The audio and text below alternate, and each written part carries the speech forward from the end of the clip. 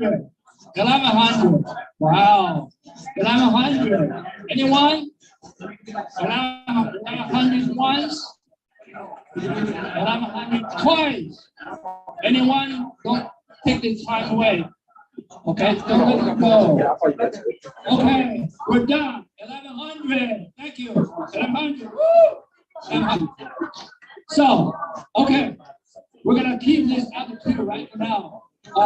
So the next one we're gonna have a lunch, right, Gloria? This one I do think 小林老师要拍吗？拍吧，这是小林老师画作啊。It's our professor 刘小林老师自制画作。This is the student. This one, come on. This one is from our teacher 小林老师啊。刘小林，我介绍一下，介绍一下。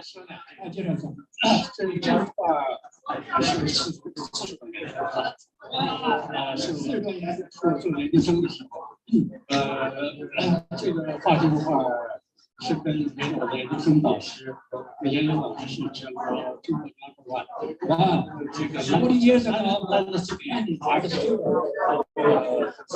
重要的是中国的。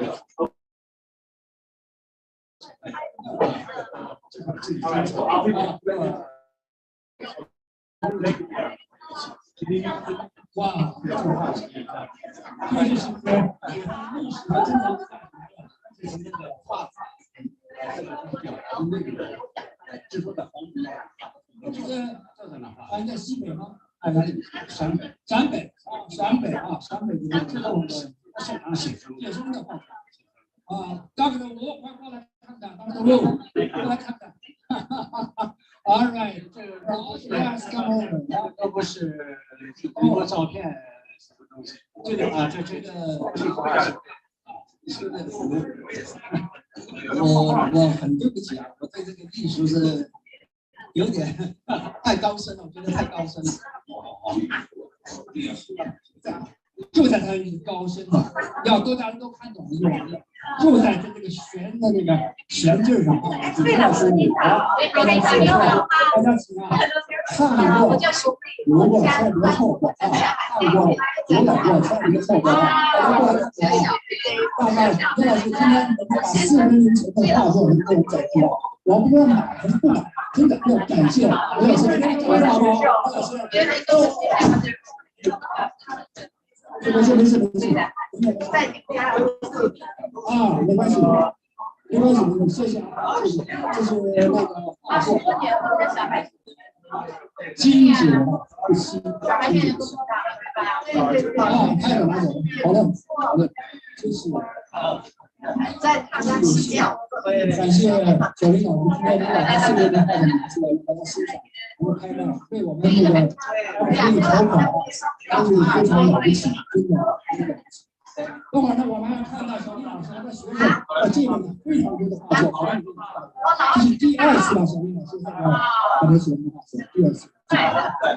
好，那么等会儿呢，我们在如果有欣赏的人，我们再继续拍卖，好不好？这个就是起拍是4000块美金啊，4000 starting point，4000。OK， 我们先把它留在这里。如果你要想看，如果想这个刘老师赞助。写好，我们再继续拍，好不好？好。再拍一次，这个拍一次多少？你说吧。800多少？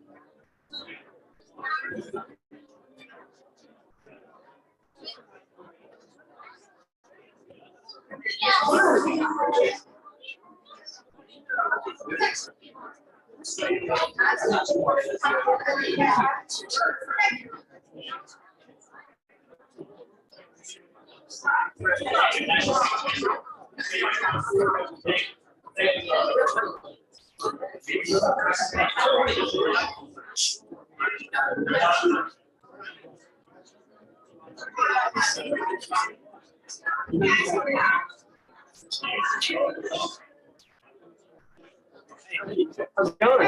Good. Long time. Yeah.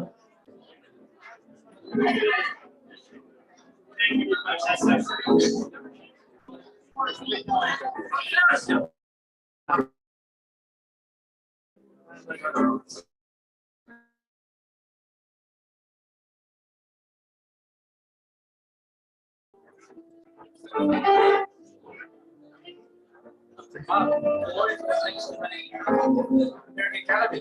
Yeah.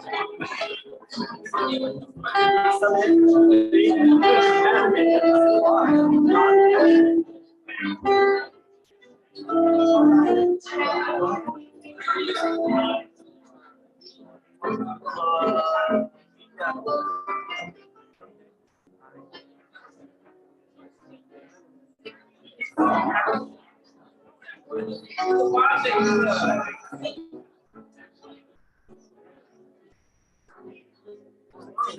lot of work.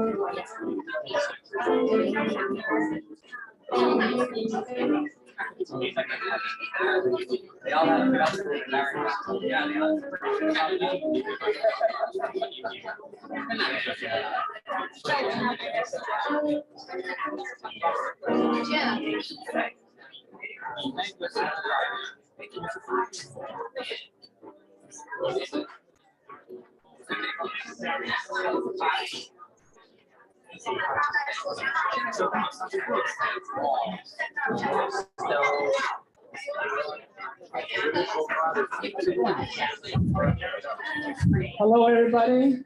And we're going to have a 10 minutes to wait. 10 minutes later, we're going to have an angel dance group to perform at least 2 very prepared and the word dances. So in 10 minutes, everybody, in 10 minutes, you get ready in the front hall. Thank you very much.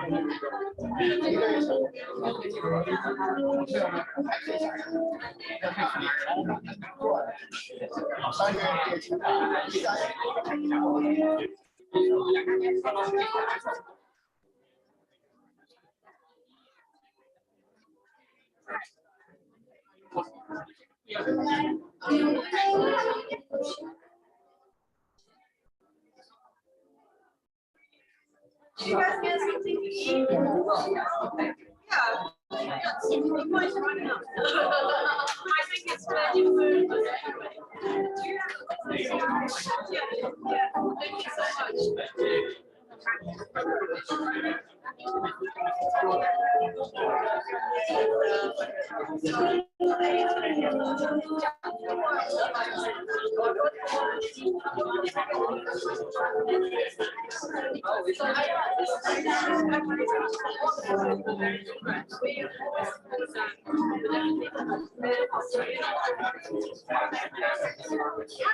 No worries. I'm just because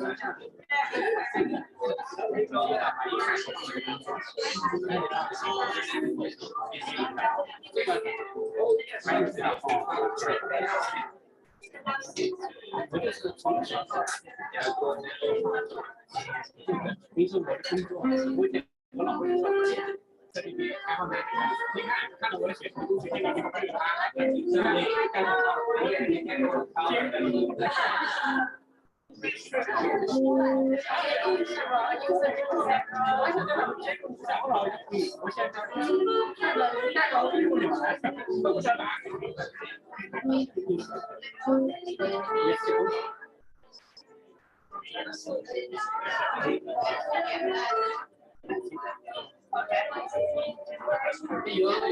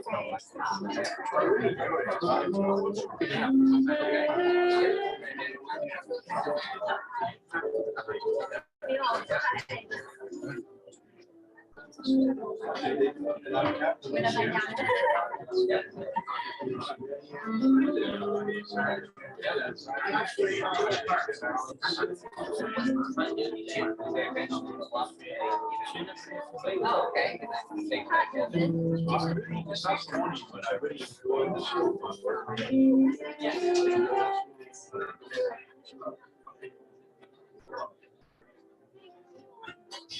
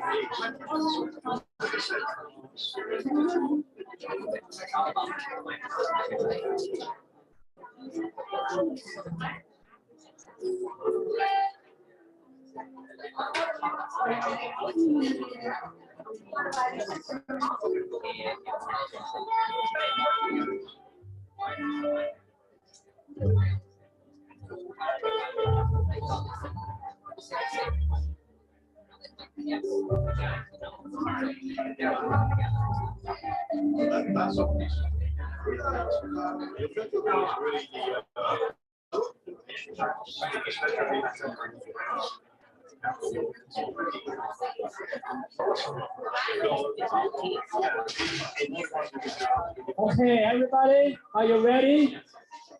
Okay, it's time to get out to the hallway. We have two very famous dancing from an angel dancing group. They just got a word from a national competition. This is the music director, the art director, right? Thank you. So you're ready? Let's get out and to the hallway and enjoy. Thank you. Thank you for your cooperation. Thank you. Let's get out to the hallway here. Our DJ ready? DJ is ready too. Okay. 这边还有，等一下。A lot of people there. Wow. Okay. Everybody, let's get out here and then enjoy the dance. And then after that you can eat. Okay. 来吧，我们出去吧，我们出去，来，小朋友们，你放着慢。OK, everybody, 我们出来吧，啊，出来。等会吃的话，很多吃的，等会来吃，来。General, I want you to come out. Come out, and then we have a 2 dance program. You to enjoy. 来，来。Okay, everybody, I invite you to come out, and we're gonna have a dancing program, and the students get lots of enthusiasm. Thank you. 来，我们出来吧，出来。对呀，当然小孩子一定要自己走，对吧？小孩子一定要自己走。Okay. Yeah, I think you can take your food out. I know everybody has enjoyed delicious food, but we have more than delicious food, right? So we have a lot of students and the parents, and they put a lot of time.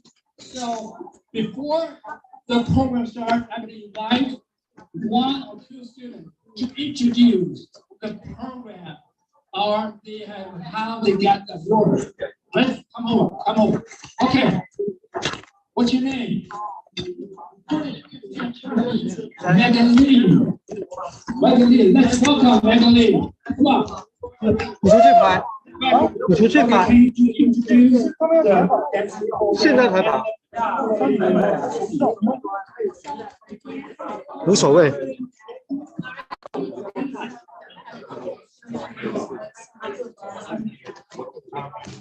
是不是叫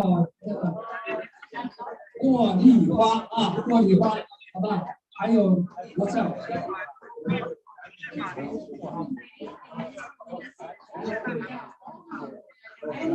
Very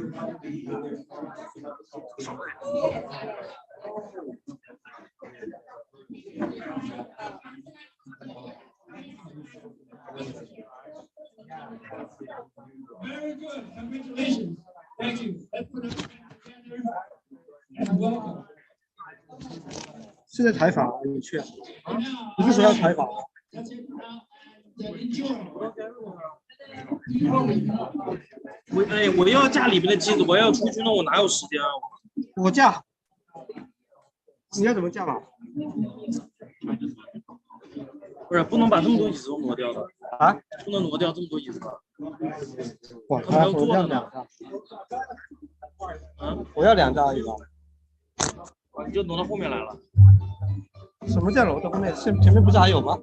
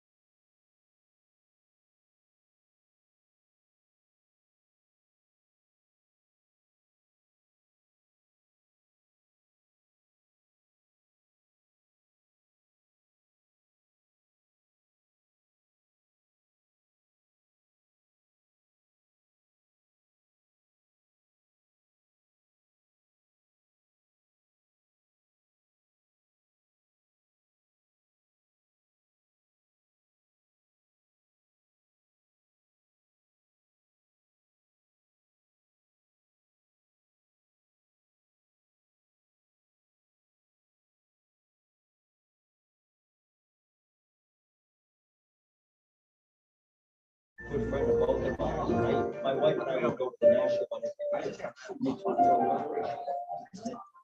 You're talking about the wrong people, not the ones coming across the door with the I understand what you're doing. This is insane.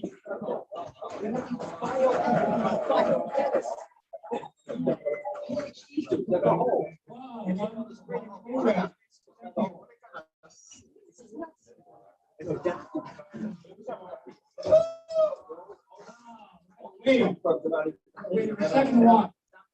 Ready?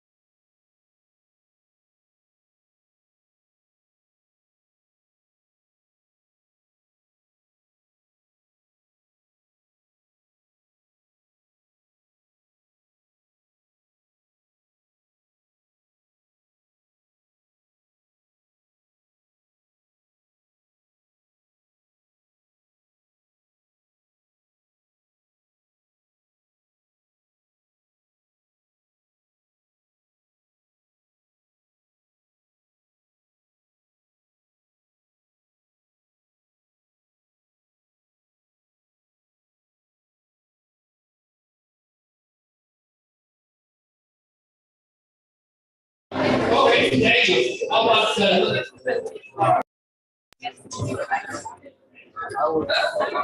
you everyone.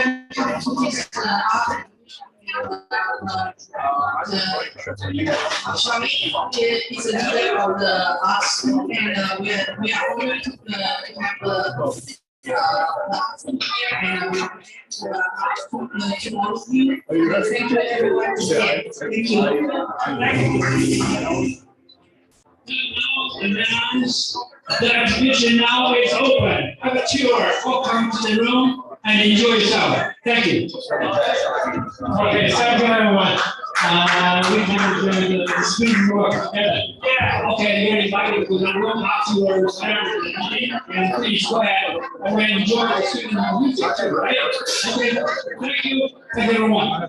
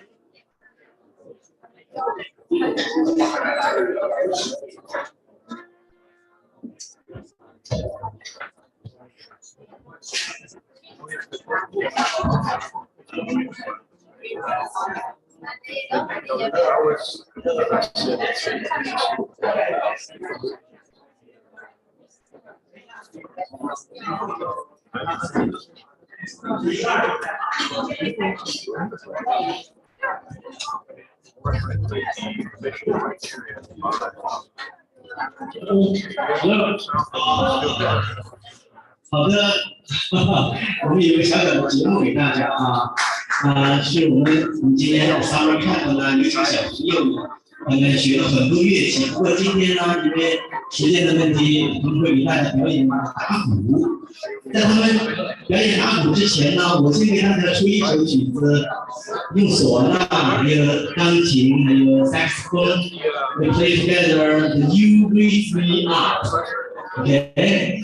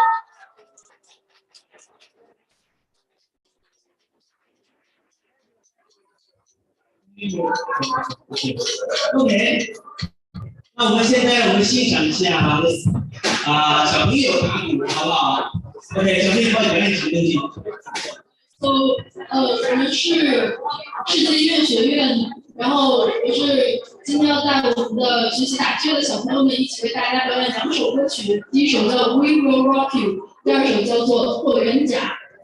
谢谢大家。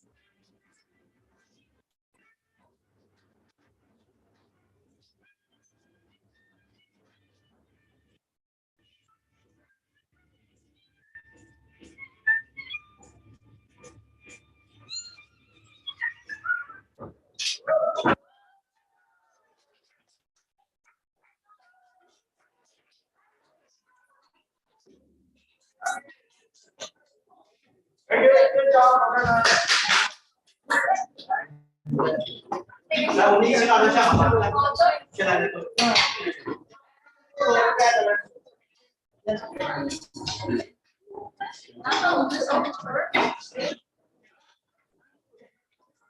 对。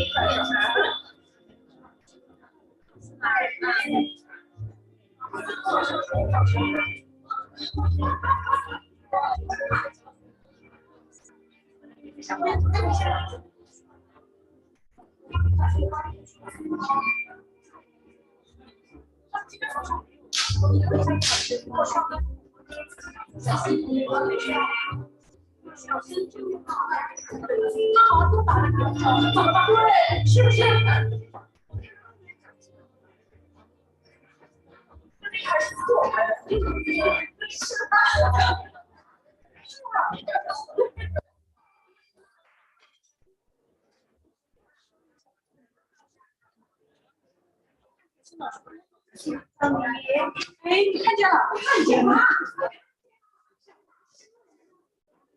你像不像样的？我谢谢你请我去参加。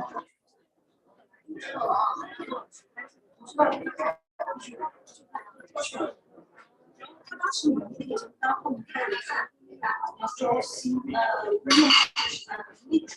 我一直想跟你说的是。Hello，好，跟大家来一个精忠报国，助一下兴，好吗？来，听说他在外面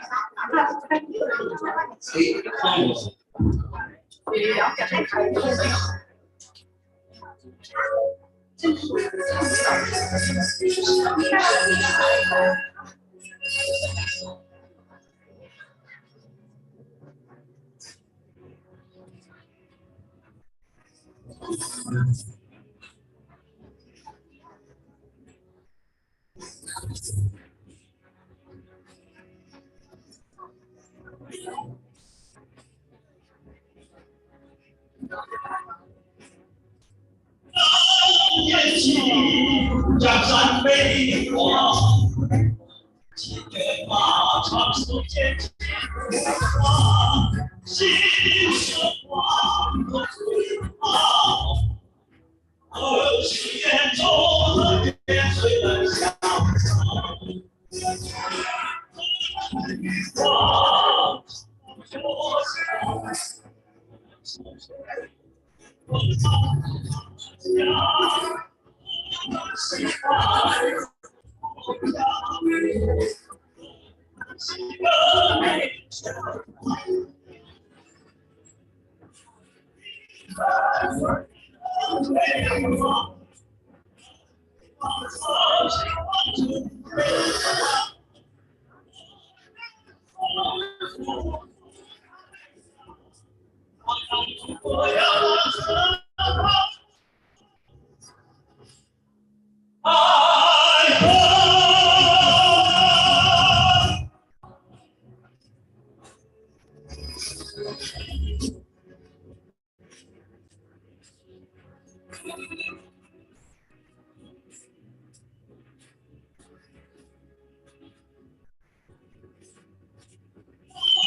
天气江山飞光，骏马长是天气无双，心是花和水马，儿时眼中见水能相抗，儿女光，长好多香，山水。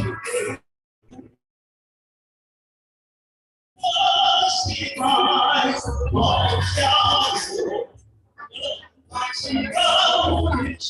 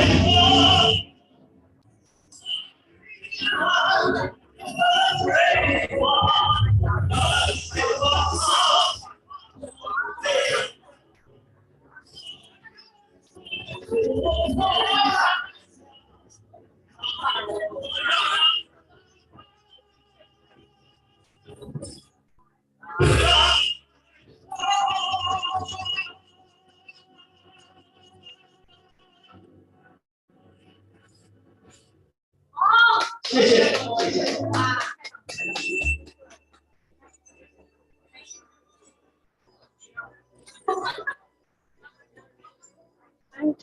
对呀，我好想感谢你们，但是你在群上面看啊，所以我才去吗？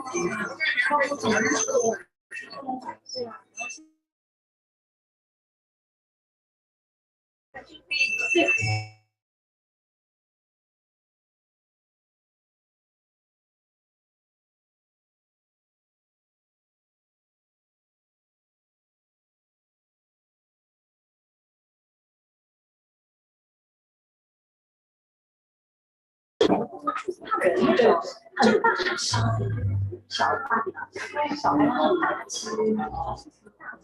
要感谢你，韭菜切了，真的真好。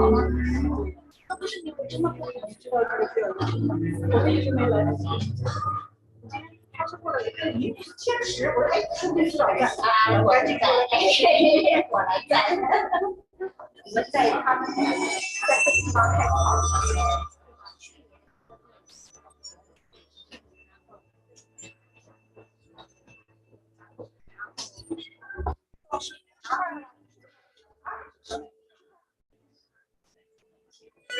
哦，是的，是的，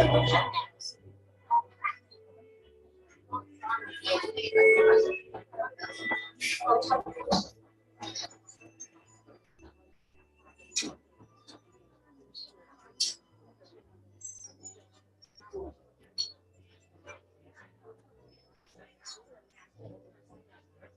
但是这个我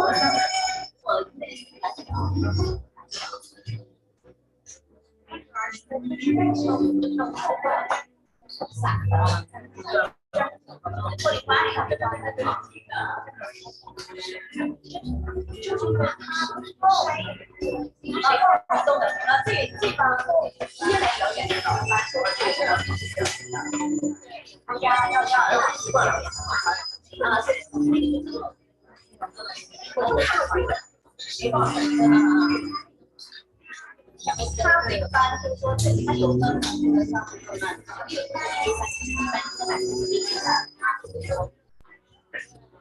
然后单点呢，就是说他的事业，然后看了一下，但是我们推荐啊，所有的是非常高级的。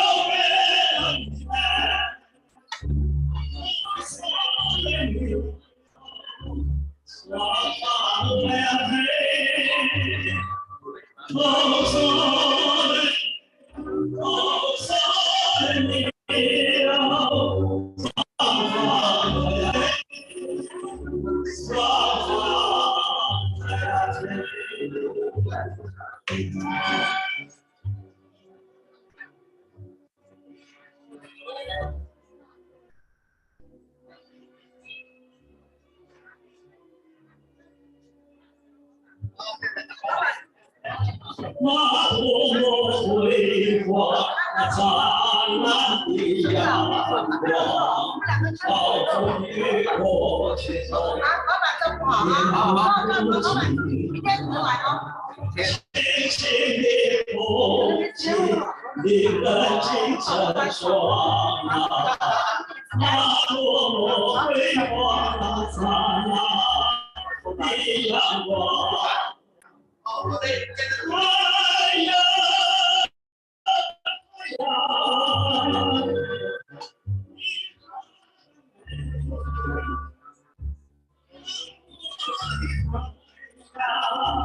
那就是你，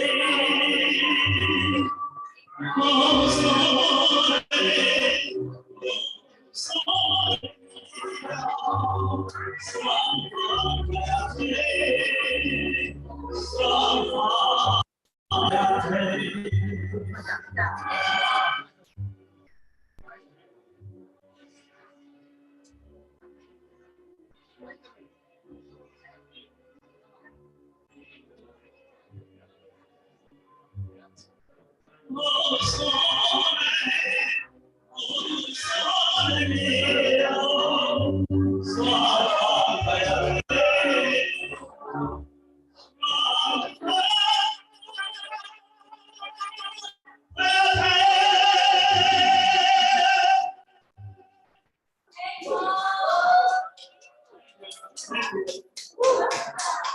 Thank you.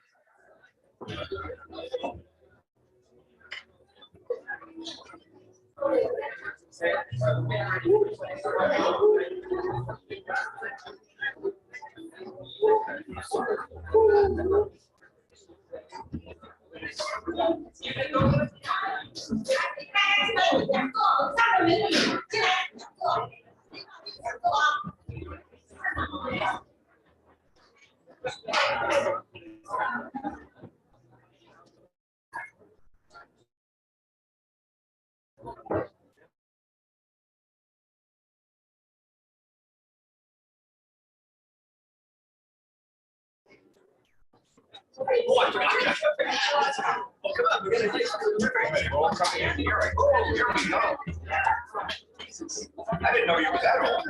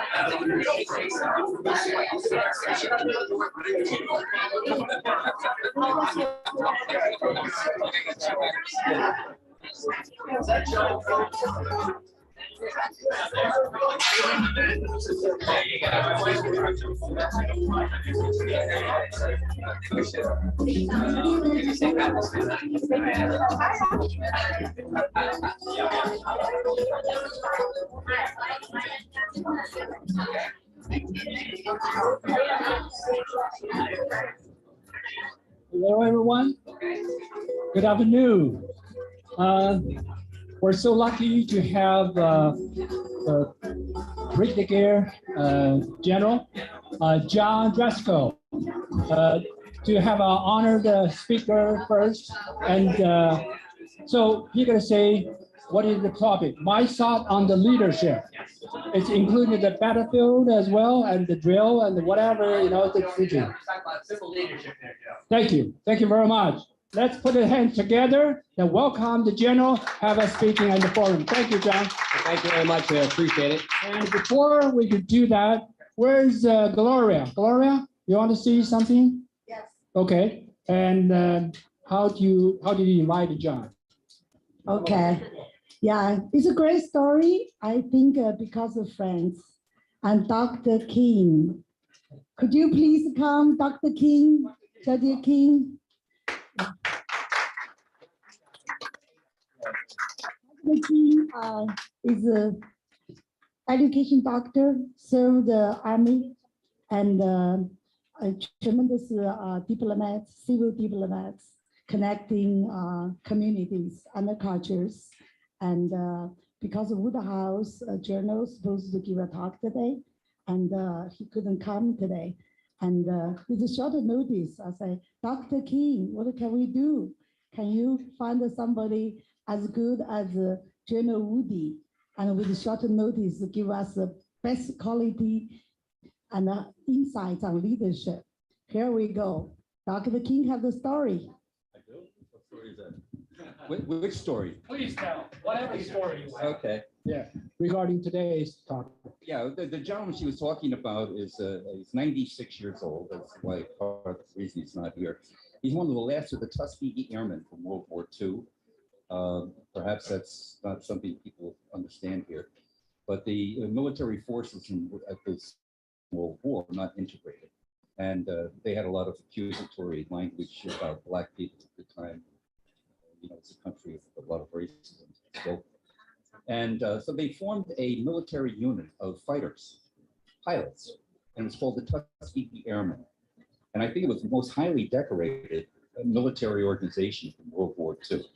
And their actions ushered in the integration of the military forces. And today, of course, General Driscoll could speak to that better than I, but about 40% of the people are minorities in the military, about 15% are women. So my good friend here, John, we're both members of this organization that I have this uniform on. And I thought he was wearing his uniform. I didn't want him to be alone, so I put mine on, and here I'm alone. Other than that, so anyway, General Driscoll just retired last May. He was head of the Army National Guard for Massachusetts, and he has a long, distinguished career, even though he looks rather young. And he's a good friend of mine, and he's also a member of the Ancient, and that's what his pin stands for as well. So without further ado, my friend John. Well, thank you very much. You gotta have a seat. Have a seat. Oh, I can sit down? Yeah. Wow. Yeah, This that's it. doesn't happen too often. Yeah. If you want, doesn't matter. I like standing because I get to walk around. Sure. And say hello. Yeah. So we'll walk in front of the camera here. But hey, first of all, thank you very much. It's my first time actually following Pavarotti. So this is I'm a unbelievable singer, so hopefully I can entertain you just as much. My talk here is just on leadership. So as George mentioned, I did 33 years in the military, commissioned in 1989 out of Northeastern University. Always wanted to be in the military and loved it. And now that I'm out of the Army, so the disclaimer is I don't represent the official views of the United States Army, but I definitely learned a lot from them. So does anyone recognize what's behind me? What that scene is? Where's all the history kids? Old North Bridge, a shot heard around the world, right? 1775. So I like always starting out with that. Next slide, please. So really simple agenda. I only have 10 slides and we're on number 2 already, which is good. So I'm going to talk for about 25 minutes, but really to engage and hopefully ask questions. If I say anything that you don't understand or say something, please call me out, because the only reason I got to be a general, I made a lot of mistakes, and you learn from those mistakes and you get better on it. So about me. So a son of an immigrant. My mom came from Ireland in 1946 at 18 years old. She followed my aunt, my godmother. She came in 1945. She really loves America, and I can understand being a first-generation American, how the love of this country, and especially a lot of people here.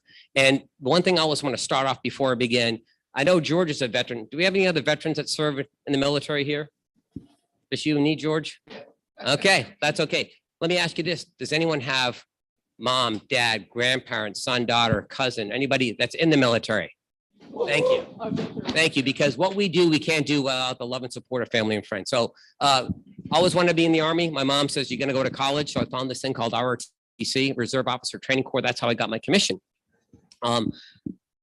She worked for 19 years as a domestic servant before she met my dad. And they made up in plenty of time because she had me, my sister, and my brother all 1 year apart, all born in December. So my sister and brother, if you know, are the Irish twins, all born within 12 months. So I'm going to talk about how the Army does leadership, and I'll keep moving so I don't mess anybody up here, so you can see that. So when I talk about how the Army does leadership, I'm just going to hit the wave tops. So it's a lot of information, but again, just to tell you how it does it. The biggest thing is my personal experiences, what I observed, and this is my thoughts on leadership. And the last thing is conclusion, questions, and discussion. And my goal, as every goal I do, is hopefully you learn something, because right now you're giving me your most valuable gift. That's a gift of time. That's something you give, you can never get back. So I do appreciate that. Hopefully I keep you engaged, and pleasure to be here. So next slide. Okay, this is how the Army defines leadership, you know? And if when I taught leadership at UMass to cadets, but it's also out through the university, I taught a lot of college kids, and I used to start off very simply. It's like, what is leadership? And I said, well, think of somebody that you respect in your life. Could be a coach, could be a mom, dad, somebody that you really look up to and respect. And then you contrast with that with somebody you don't, you know? And what's the difference? It's leadership, if you think about it, because that person, whoever that person you have in your mind that you respect a lot, gives you that purpose, gave you that direction and motivated you to achieve that. And it doesn't mean you have to you like that. So you don't have to like that person, because I never liked my fluids instructor, Hamid McGulty. I remember that. He's a dean of Northeastern now, but he beat us because he knew what was right. He knew, it also motivated us to be better, because in leadership, as leaders do, it's all about teaching, coaching, and mentoring. You know, those great dancers out there, they didn't get that way. They have raw talent, and with great drive from the parents and motivation and from their instructors, they got as good as they did. And I guess they won the national championship. So congratulations to all the parents out there who was responsible for the beautiful dancers out there. But again, it's that leadership, purpose, motivation, and direction. So we talk about this a lot. Bosses and managers tell, leaders inspire. So when we talk about how do you get people to do things? Well, you get to know them. So how do you get to know people? You take care of your people. Well, you get to understand them, what's their strengths and weaknesses and where they need to get going. You know, a manager can tell you, hey, just get this done. A leader sits down and says, hey, do you understand the task? Do you understand why we're doing that task? And can you do that task? And like, well, I don't know. And this is when that leader says, I bet you can. I know you can. In fact, prove me that you can do that. Or you can take the opposite approach. I don't think you're good enough. This is too hard for you. Oh, no, it's not. Boom. What did you do? You challenge that person. So you're inspiring them to get them to do the right thing. Next slide. If I can sum up anything in my career, that these are the two touchdowns. Leadership is not a position or a title. You know, whatever your title is, you know, leadership is an action or an example. Whatever you do, you know, you can be a leader. Now, I'm a general. I get that. And I knew that. But the reason I'm a general is I took care of my people. I made sure they know, you know, what right looks like. And again, it comes down to character and trust. You know, that person that you respect, why is that? They don't lie, they don't steal, they don't cheat. They'll tell you the truth no matter how hard it is. They're very honest with you, but you know what? You respect them because you trust them. You know, you build up that character of that person, you know, when it comes down to that. Every organization, you have the person in charge, but also you have that informal leadership. You know, I know John's in charge, but really go talk to George. George is his alter ego, or go talk to the executive assistant that says, hey, you know, how's the boss feeling? They understand that. So they have that informal leadership. Everybody has that person in their life. You know, when you have to make a decision, you go to that person and you sit down and say, this is what I need to get done. How do I do it? And they'll give you that guidance, you know, and then a true friend will sit you down and tell you, you have an ugly baby, as we say in the military, you know, you're not doing right. You know, even as called the sergeant major, I can go to him and say, hey, call me out on it. And it's like, well, you're the general, you can do no.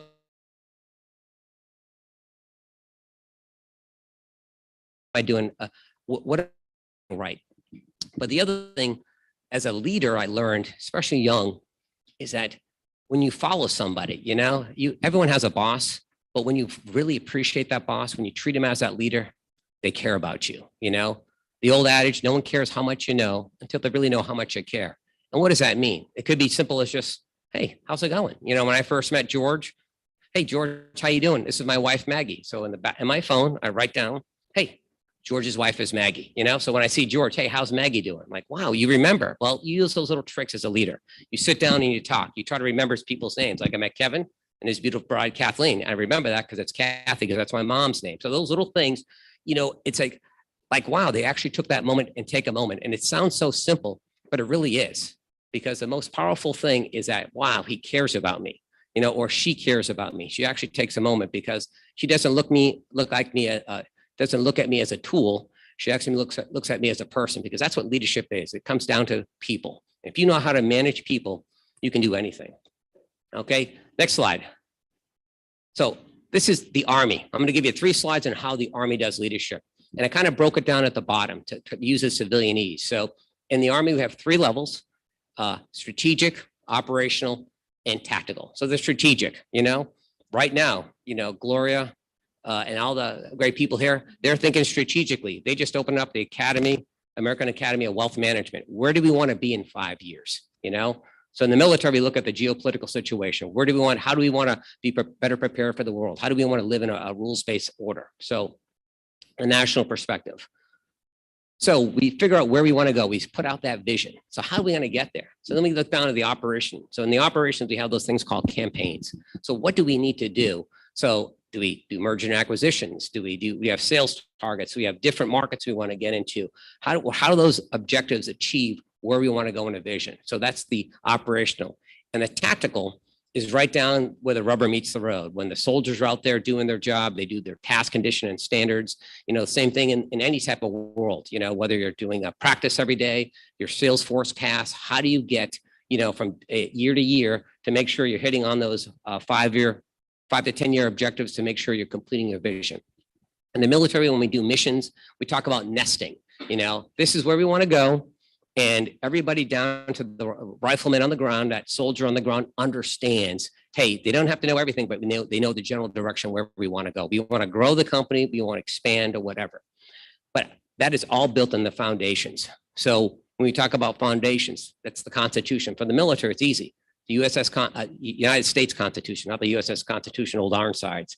But we believe in civilian authority over the government. It's in our DNA. You don't want coups. We don't want any of that because we really believe that the military is subservient to this executive branch of government. Same thing in companies. What values do you have in your companies? And it could be in your own personal life. What are your values? What are your traits? How do you align what you want to do? Because some people work in businesses and they just eat their souls out because they don't believe they're doing it for the money, which is nice. Then you're a mercenary. You're not really doing it because you want to, you're just doing it because you have to.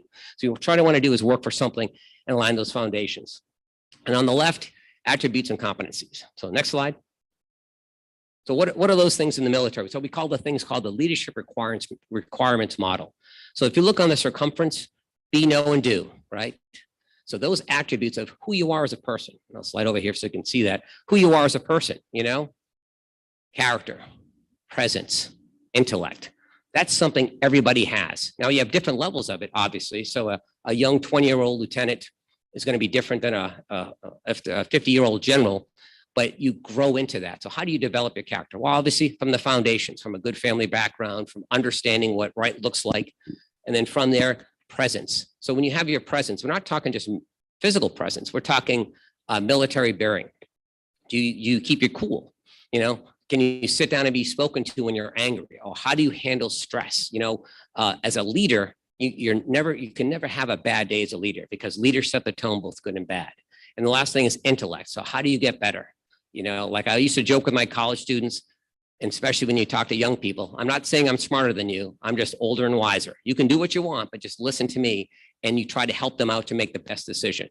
So those are the attributes, and we each work on those as you go. Those attributes enable us to do certain things. And in the military, we call them lead, develop, and achieve. So how do we lead? Well, it's very easy. You build trust, you extend influence, and lead by example, and communicate. That's what we ask them to lead. And how good you are at those things comes from your attributes. Do you know how to work with people? Do you know how to handle people? Do you know how to handle certain situations? So again, and then we develop leaders, and also can you achieve? Because you may be great.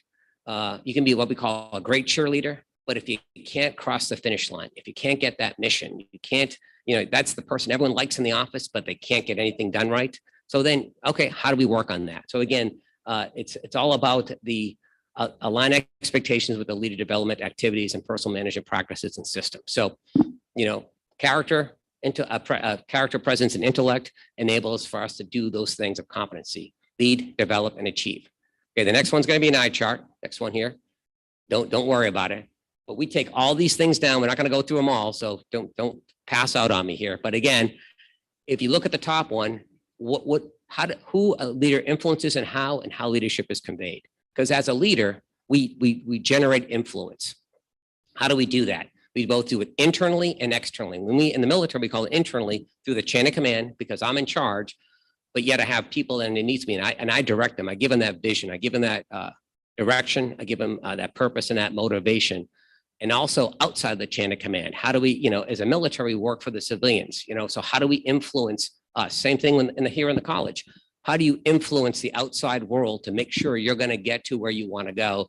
And they usually call stakeholders, On the other side is, how do we convey it? And it's very easy: by word, by action, by relationships. We write it down, we do policy processes, but also It's by example, we do it by action, lead by example. And the last one is just by interpersonal connections. So when you meet people in the world, and as you talk about, I have met some wonderful people here today, you get to know them and you're like, oh, I know that guy. Seems like a very professional guy. Let me introduce you. And again, that's how I met Gloria through George. So again, it's all about connections. Next slide, please. So here's my personal observations. How did I make it general? I made a lot of mistakes. The first one, right? In 1989, commissioned out of Northeastern University. Major Brooks grabbed me. Hey, John, you are very good, but let me give you a piece of advice. Think before you speak. Well, I relearned that one in 1991 because I was sitting in that National Training Center in Irvine, California, and I countermanded my boss. It's saying the wrong thing at the wrong time, and I did it both. And I said something, and I remember Captain Letha and everybody around me, their eyes got wide because you all been there when someone says something very inappropriate at the wrong time, and they all silver dollar eyes, they all backed up. He stopped the meeting, let everyone go, says, I need to talk to you. And again, as a good leader, praise in public, punish in private. He just chewed me up and down very sternly, but deservingly so. And the good thing I learned from that is that, hey, don't do that again. You never countermand the boss. There's a right way and a wrong way to do things, but it always taught me that. And so when it was one of the foundation of my leadership. So again, hey, you can disagree with me, but let's do it at the right place, at the right time, in the right circumstances. So number 2, take care of your people and I'll take care of you. It sounds very simple, but again, you get to know your people, and hey, what do they need from you as a leader? They want to feel that they have somebody that they can trust. Comes back to that character and trust. Can they trust you? When you said you're going to do something, do you do it? Very simple. Tough love is still love. But sometimes when people don't do things, you have to be the taskmaster. You're the guy in charge or you're the gal in charge. You have to be able to say, hey, I know you want to, but you can't. And you have to be fair and consistent. Because what happens in a lot of leadership, sometimes people say, well, I really like George, but I don't like John. And they take care of George and they don't take care of John. Well, then that causes, people see that, like anything in life, you can see when people get favored treatment and it really just, hurts you going, hey, this is not good for the team. So again, you have to be fair and consistent. As a leader, you have prerogative. You can say, hey, I'm doing this because John never screws up and George can't get out of his own way every single day of the week. So as a leader, you have that prerogative. The one thing that never discriminates in life, right? Stupidity, right? It affects the general down to the private, affects the CEO down to the line worker, both sides of our political process and stuff. You can't regulate it, and especially when you're a boss and you're leading somebody and you throw your heart and soul into it and someone lets you down. You can't take it personally, because when you sit there, you're like, oh, I just want to choke the living daylights out of that guy. But don't take it. Sit back and always start with heart. It's like, hey, when you sit down with that person, whatever they do, no matter they cheated on a test, they stole from you, find out why. Hey, why did you do that, man? I'm trying to understand the process. And the one thing as I mentioned to a few people over there, my moniker, I'm very kind. I'm a very kind leader, but never confuse kindness with weakness. Because when you do, it's going to be a bad day. But when we sit down and have that conversation, because you want to find out, why did they screw up? Why did John do that? Well, my sergeant told me to. So it's not John's problem. It's his intermediate leader. It's his supervisor. And you find out the supervisor's not teaching the right thing. So you find out, you try to, what we call, peel back that onion. And then you don't take it personally, because all you want to do is fix the problem. And you can assess blame later. Fix the problem, assess blame later, and figure out how do you do that. And the last thing, the one thing also, if one of my soldiers screws up, it's on me, no matter what happens, because I'm the leader, and that's when your employees, that's when your subordinates know that you walk the walk and talk the talk, walk in there. When I was down at CENTCOM, which is in Tampa, Florida, I was in the Joint Operations Center, and that's when they have Afghanistan, Syria, and Iraq going on. This is in 2018. And I walk in, and the Joint Operations Center, think of a big room with a bunch of TVs and all these radios and all this information flowing in. And they always have an 06, a colonel at the time, always present. So I was 4 on, 4 off, 12 hours a day. And I walk in there and I joke because it's like I use humor. Humor is good to put people at ease. So I walked in there and said, hey guys, I have 3 things to be here for. And when I was up on stage, you heard me say that today. He goes, number 1, to make everyone here look taller and better looking, Well, that deadpan, you can laugh at that one. See, thank you. Thank you. But again, it puts them at ease. Number 2, to give you all the credit. And number 3, it's all the blame. It's all on me. And they look at me like, yes, yes. That's what our last boss said. Well, something happened. And I called up my boss and said, sir, this didn't happen right. It's on me. I took care of it. And as a leader, that's all you want to know, that somebody took care of it. Okay. You cut me already? I'm just kidding. So there we go. Oh, go back 1 slide if I could. If not, we can hit that one next. So take all the credit. So when you're a leader, and the one thing I use for, go back 1 slide, please. The previous one, and it's the one at the bottom here. The Army, I tell my soldiers, the Army can do a lot of things. As a commander, I can take your time, I can take your pay, and I can take your rank. But the one thing I can never take, and no one can take from you, is your integrity. Only you can give that away. So if you have to lie, you best make it you're saving your buddy's life in combat. It's something. Never give away integrity, because a lot of people give it away cheaply, and they're like, well, I can't lead people. I'm like, well, because they don't believe you. You don't do what you're saying. It sounds so simple, but it's really tough sometimes when your boss is staring at you and you have to take the beating. And you're like, yep, that's on me, boss. But once you come back to your team and they know they did that for them, they'll go through the wall for you. Like, wow, he actually walks the walk. You make mistakes, failure, adversity. You own it, you learn from it, and you move on. That's all. The easiest thing when you make a mistake, no matter what, hey, I own it. It's on me. This is what I learned from it, and move on. As a leader, that's all you want to hear, because you have more important things to go forward. But again, some people take it personally. I'm going to get that son of a gun. Hey, relax. You didn't do it on purpose. Don't take it emotionally. There's a lot of emotions. But the other thing is also enforce and maintain the standards and use it as a learning moment. Every situation you have in life, how do you learn from it? Take a deep breath. Try not to get emotional. And trust me, you have emotional intelligence. And it took me a long time to stop swearing when I get upset. But if you talk to my wife, you probably see me behind the computer. But again, you sit down and take it all back in. What can I learn from this situation and move on? Okay, next slide. So we talk about failures. So there's 4 failures that describe any organization. In the military, we have standards. But you walk into any situation, this is something that's applicable to anything, whether you run a lemonade stand all the way up to the CEO of a Fortune 500 company. You got to have standards. Maybe. So if nobody knows what's going on, well, what's the standard? Well, we don't know. Well, that's an organizational failure. Nobody sat back and said, hey, here's what we do, and this is how we do it. Oh, so the next thing is, just because you have standards doesn't mean people follow them. They have to be trained on them. So how do you train people? Hey, well, this is what we want to have done. Here's what we want to do. Does everyone understand it? Yes, yes, yes. So they all understand it, but all of a sudden something is still not getting done. Why isn't it? Because of leaders, the president may know what he's doing, but that line manager is like, yeah, I really don't want to, I don't believe the president. I don't think it's the right thing to do. And again, you sit back and say, why isn't it happening? As you see down there, if the leaders are not doing it, it's a leadership failure. And then you sit down with that leader, why aren't you doing it? Well, I think it's a better way. I'm like, well, tell me about the better way. Just don't not do it. You keep doing it until we change the course of action, but we got to get the job done. And the last one is individual failure. So we have standards.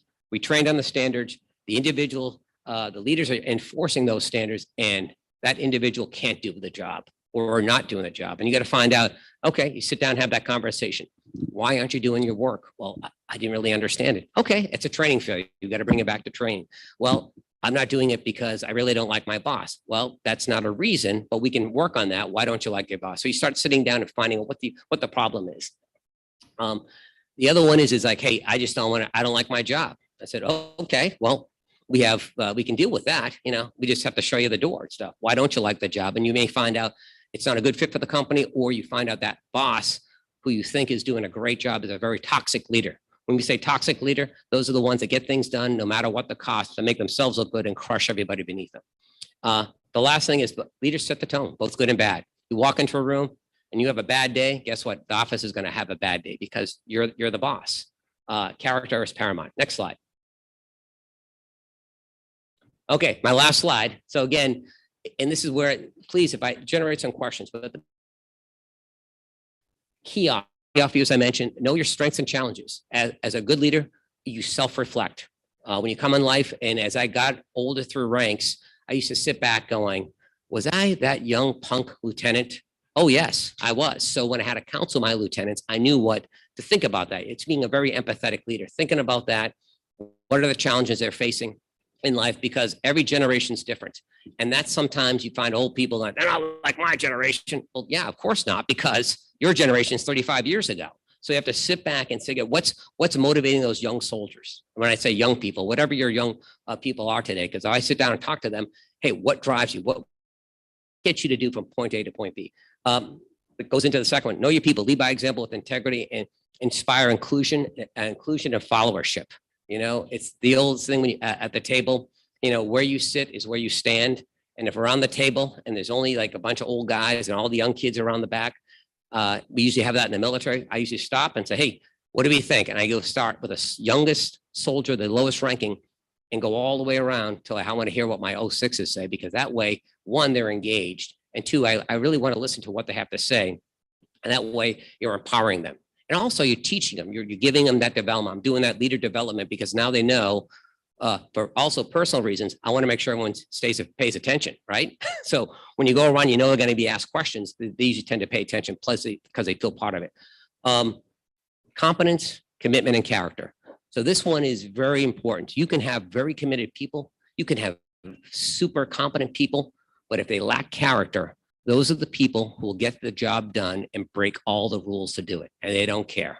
The toxic leaders, you know, there's very, very limited times you ever want those people in your organization, unless you call them gunslingers. I need you to go in there and fire half the plant. And then the first thing you do is you fire that guy, the gunslingers. Very bad. But again, that's a business practice, you know, but if you don't have people with character, that's had that bad apple that can just spread cancer throughout the organization. And some people have it, no matter what you try to do to change them, because you can't change the person, you're changing their behavior. Taking care of the people who can force in the stands, we talked about that. As I said, stay calm, remain objective, never decide in anger, and be fair and consistent in praise and punishment. That's a hard thing to do sometimes, especially when you're upset, having bad things. Take a deep breath, relax, and sit down. What's going on? And the last one is have fun. And if you're not having fun, ask why. Because that's usually a good indication. Hey, why aren't you having fun? This should be a good event. We have a great team. Why aren't you having fun? And you may find they have family pressures. They may have financial pressures. They may not like their job. They may not like the boss. But again, it's all about dialogue.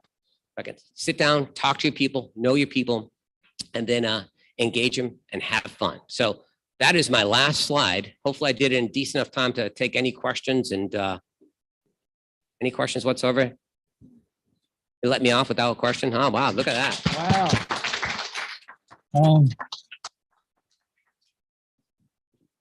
I was thinking about this as the follow-up. How many small business owners or people are in the room? Huh? Quite a few. That's what I thought. So I think maybe the first consideration, John, is if in your organizations that you have any issues or any questions, think of John as a consultant here and introduce your problems or whatever, you know, in a generic way. And let's see if he can answer your questions. So let's start with that as first. Anyone? Yeah. John, in your relationships, how do you relate to people when they're doing international trade, when they're working with different diversity of cultures? Yeah, so you have multiple forms of leadership. You have cultural leadership, you have gender leadership. So when you talk about cultures, you know, they have the GLOBE study, the global leadership observation behavior or something, and you can generalize different cultures. So the key is to understand that culture. You know, what works. You know, you understand Japanese businessmen, they will sit there and drink and dine for about 4 hours before they're finally getting around to ask that thing. So when you deal with international people, how do you relate to them? Find out, you know, do you have anything in common? So the one thing I would tell everyone, if you were to deal with any type of international business, talk family. Talk, you know, everyone's a mom and dad. Everyone has family. You know, you try to build that rapport, but also understand of what's go and no go. You know, so I think it comes back to building that rapport. And then, like everybody else, no matter, even if you travel the world. My wife and I are very extensive travelers. We've been to all 7 continents. body language. You want, people can tell if you, or, hey, that's interesting. That's, and you're nodding your head. So again, it comes back to that, but also having somebody who's watching you. So the good thing about it, as a general, I had an aide who always watched me and say, hey, sir, I said, if I'm doing anything that it could be inconsequential, you don't think about it. Like I look at my watch when someone's talking, that just tells me I just respected them and stuff, because I don't care about their time. So that's how I would say dealing with people with international stuff. And also, like, I'm going to China. My wife and I have been to China again. Well, I know I have a wealth of people now I can call. And because I know, just like the States aren't homogeneous, neither is Northern China, Beijing, or Shanghai, or Xi'an out there out west, because everybody has different, did I say that right, Joe? Xi'an? Yes, Okay, just Dway. But yeah, I did take Chinese for 2 years and I'm very bad at it, but I'm trying to relearn it again. But again, understanding people's culture and also reading their body language. And then don't be afraid to ask questions. The one thing the reason I did so well, I'll be the first person. I don't know. I always joke, if you find yourself to be the smartest person in the room, you're probably in the wrong room, So. Anyone? Okay, John, I have Sure. I have two questions actually. One is easier, one is not easier. Thank you very much for this wonderful, I think smart and wise, comment through us. I have a first question that to me, I understand is that you have a still achievement in the military. You are the general. To me is that, people can graduate from the military school such as West Point. Mm-hmm. So they can, easily go up and up because that's the school or college can give you the education.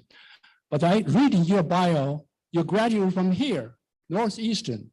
So how you connect you from the education you got here and benefit from you and go up to that point to say, I have the same achievement from the school education. I can achieve the same one with the people who graduate from West Point.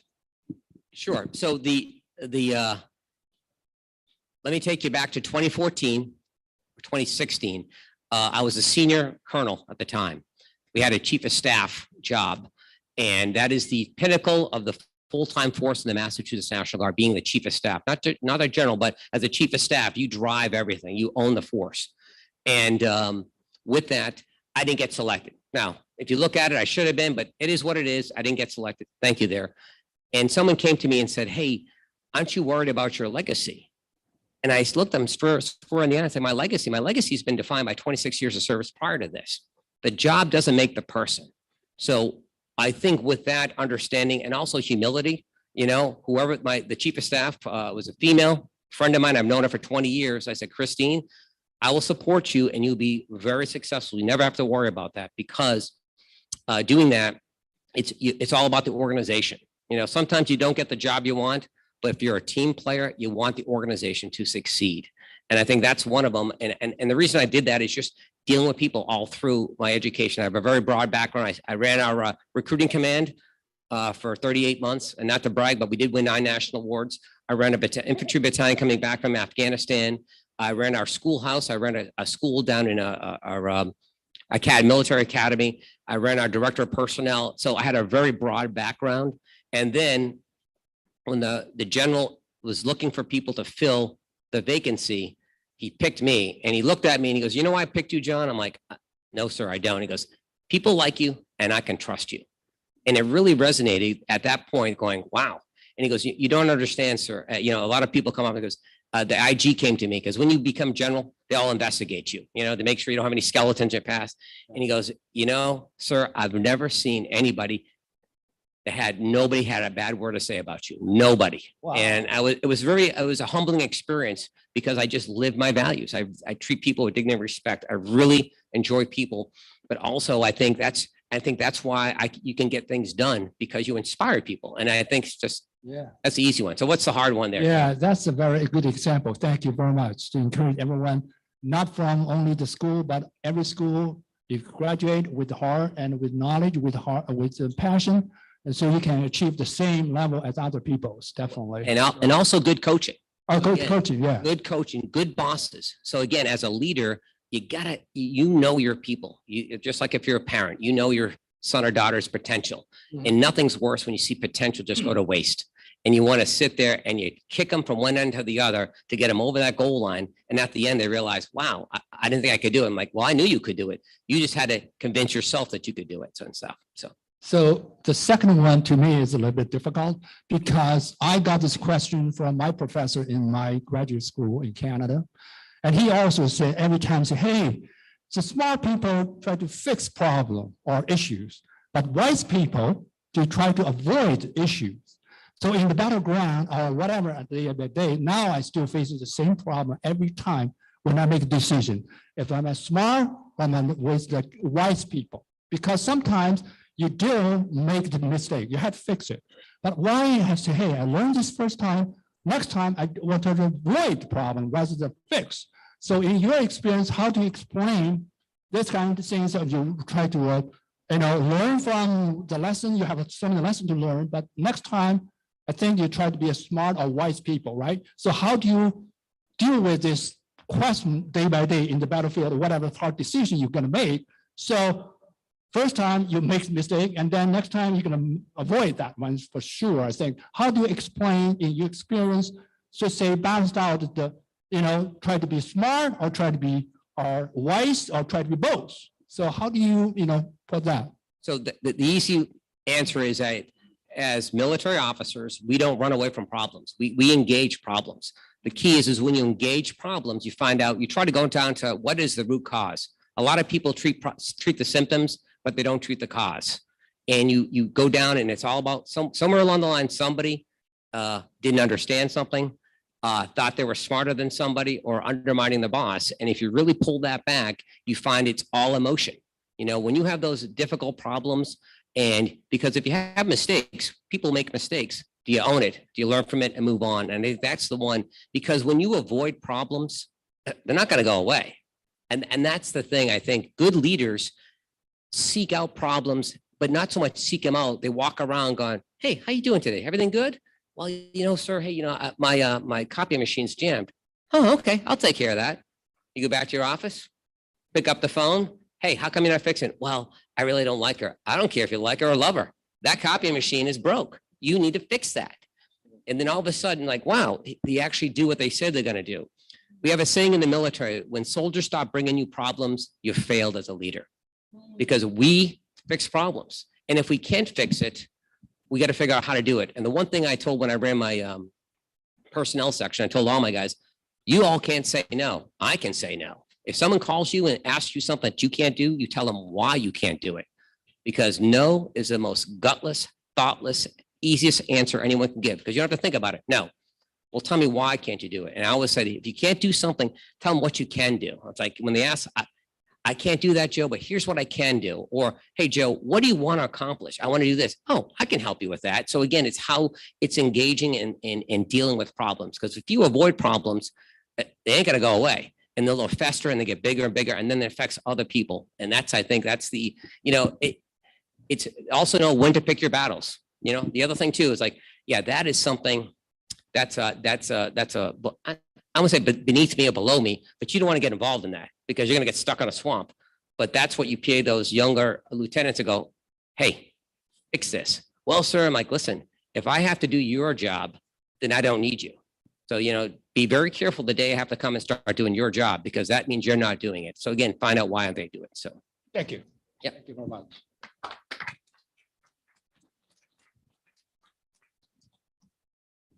John, I think you and I decided that you were going to be the good guy. Okay, you gonna lay them all out now?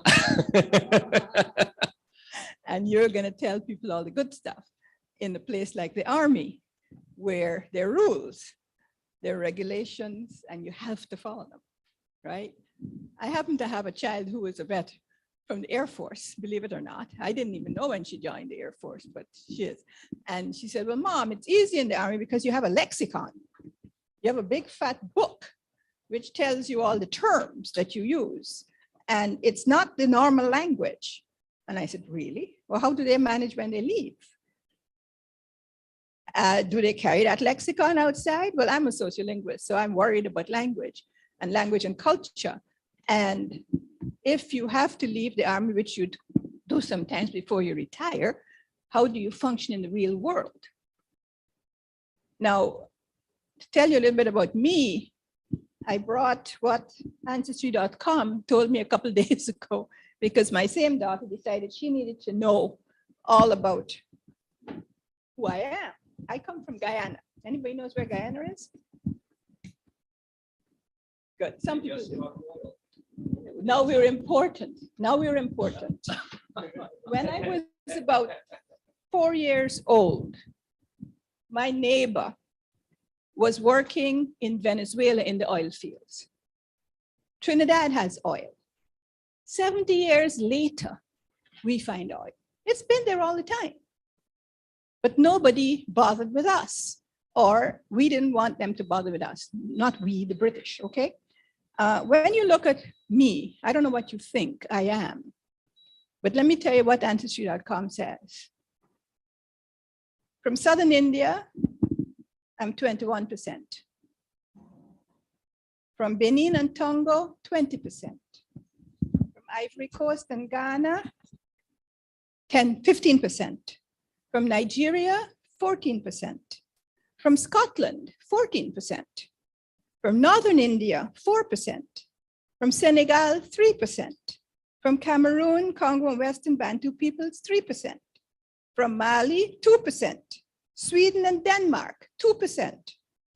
England, Northwestern Europe, 1%. Ireland, 1%. That's my country. We've been described as the whole world in one country. And I say that not to say something about me, but to say something about the real world. When you see somebody, you really don't know who they are. And when they speak, you may still not know who they are. I speak to you in English, and Gloria can tell you, I taught English for 22 years at Harvard. But before that, I taught all over the world. And my children are German, for example. And if we have to work out there in the real world, where there are not as quite clear rules and regulations and training for it, we have to collaborate, but we have to find out who we're collaborating with and how to do it properly. Now, again, John gave you the good guy look. Last week, I was listening to Ari Melber on MSNBC, and he had this young woman on, very pretty, and she was talking about her book. The book is called The Playbook: How to Deny Science, Sell Lies, and Make a Killing in the Corporate World. She has evidence.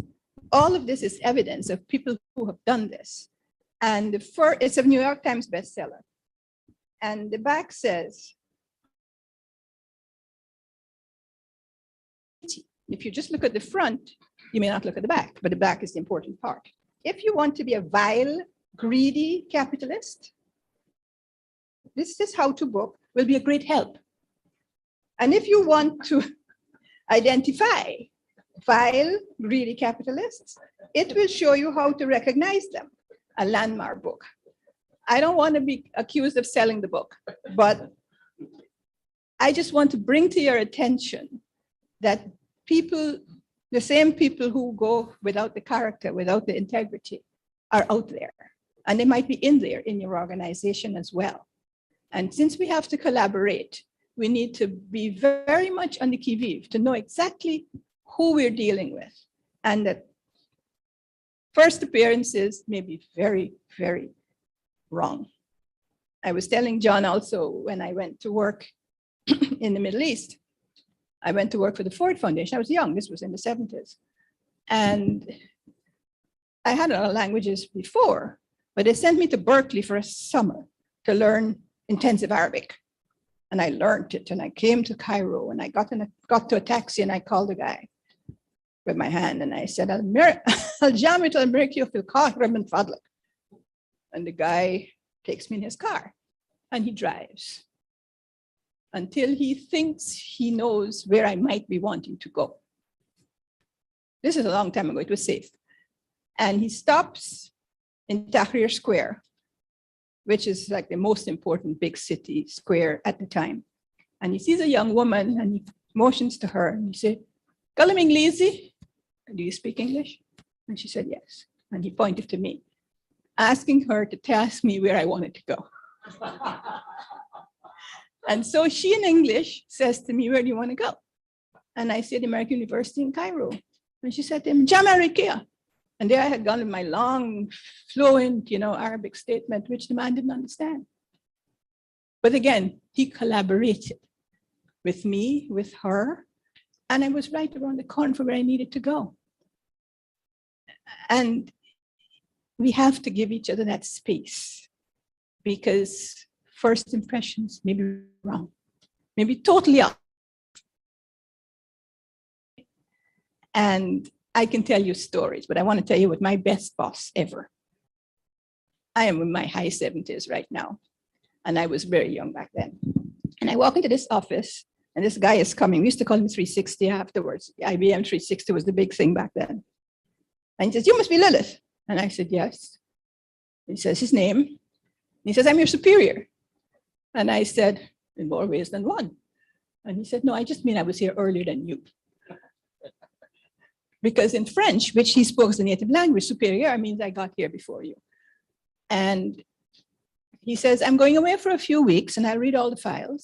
And when I come back, we'll talk." And that was my first lesson in working in administration. Read the files. Okay? Nobody ever told me to do that, but that was the lesson I took from him.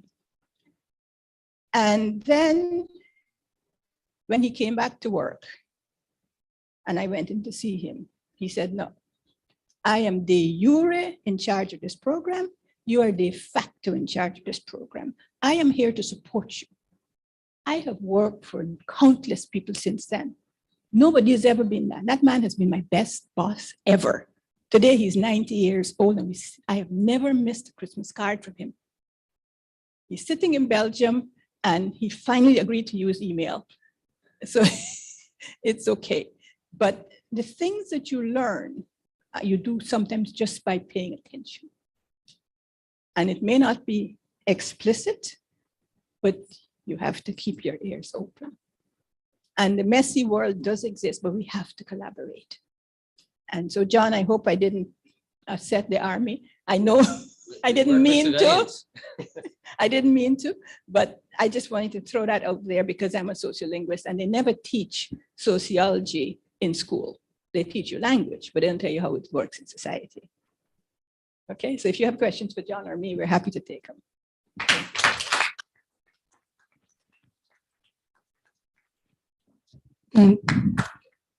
Amazing lectures. Thank you again. I have a question for General John. In your Army leadership and compare with leadership in education, leadership in business, leadership in society is quite different because it's a control and command. And in the leadership world, it's a lot of things, many factors. A lot of time it's about the balance. I think for me, I'm very curious, like in the Army leadership, I think which is the highest form of leadership about control and command. How you balance, control and command with factors like entrepreneurship inside such organized structures? I think a lot of people possibly do very well if you give them space. You say, "This is the job, get it done." But in military leadership, I think the core of the leadership is you get a job done no matter what, control and command. In the course I learned in Kennedy School, my professor, Tony Ottinger, always say it's about how you command. It's like commanders, like when I go to Asia, I see commanders. How do the commanders balance leadership, entrepreneurship, and other uncertainty factors? How do you balance the art of the leadership? So it really comes down to knowing your people. And as Lilith was talking there, and when you work for somebody that you respect and you let that person down, it's just heart-wrenching, nothing, the best counseling to get anybody's attention, whether it's in the military or not, is you look at square in the eye and going, you disappointed me. And if that person is a professional, that will cut their heart out. And I think that comes back to, how to, so your people. So how do you balance that? So you look at the system overall. We didn't talk about systems because it's a big thing, but when you talk about leadership and systems, because you have to get people beyond themselves, because there's a reason why pride is the first deadly sin, because people think of themselves, and it's natural. You want to think of yourself, your family, your security. But when you believe into something that's bigger than yourself, the New England Patriots, people want to come to New England because they want to win, not anymore, but they used to, but they believe in that system. So they'll take less money, they really want to believe in that. So in the military, there's a big thing. We have to innovate, the problem with innovation, I'm sure there's a lot of entrepreneurs here. The goal of innovation, if you're going to fail, you fail fast and you fail often. You keep failing until you something that works. The problem with the military, it's a very conservative, very lethargic organization. There's stratas upon stratas of things, and it's dealing with, I'm on a board right now for navigation, non-GPS navigation, and you have some people that believe like, well, we're going too fast. Well, they're concerned because they'll lose their job, as opposed to saying, no, we need to innovate and pick this up. And that's, I think, is, how do you balance it? As a good leader, if it's something slowing down, it goes back to the thing. You don't tell them no. Tell me why they're not. Well, I said no. Why is it? And you realize it's not they're afraid of for themselves, and they're afraid of job security. And I think that's sometimes you, as a leader, you got to be very conscious of that when you're dealing with anyone and balancing that pros and cons. And it really comes down to like knowing your people, but also what's the bigger mission? Because you're right. I can make an order and people will do it. My concern as a leader is to make sure, do they believe in the mission? Number one, they think it's achievable. And number two, I'm not wasting their time and resources, even worse, wasting their lives, because as a good leader, you want to make sure you have your folks have a fighting chance. But when it comes to resources and bigger opportunities, you want to make sure, is this the right place? And that's why CEOs, people complain about CEOs because they get a lot of money. Well, sometimes they get a lot of money is because they have people depending on them, their livelihoods. Good CEOs, when we talk about good capitalists, if they're good, they care about their workers because it's about their families. I don't want to make a wrong decision. So sometimes they're very conscientious about changing because they don't want to make the wrong move and cost the company. And that's the other thing too is, but where's the balance? Where's the risk versus reward?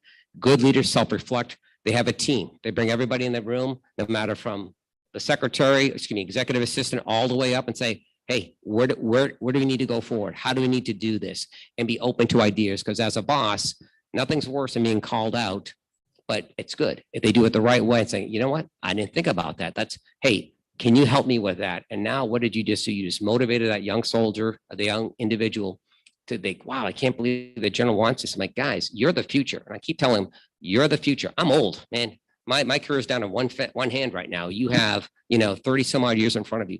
You try to get them to see the big picture. And I think that's when it comes down, how do you balance that? So sorry for the long answer. Hopefully I answer the question for you there. I know the time is limited, but I want to ask one more question. It's your day, Gloria. You're like the bride, so you fire away.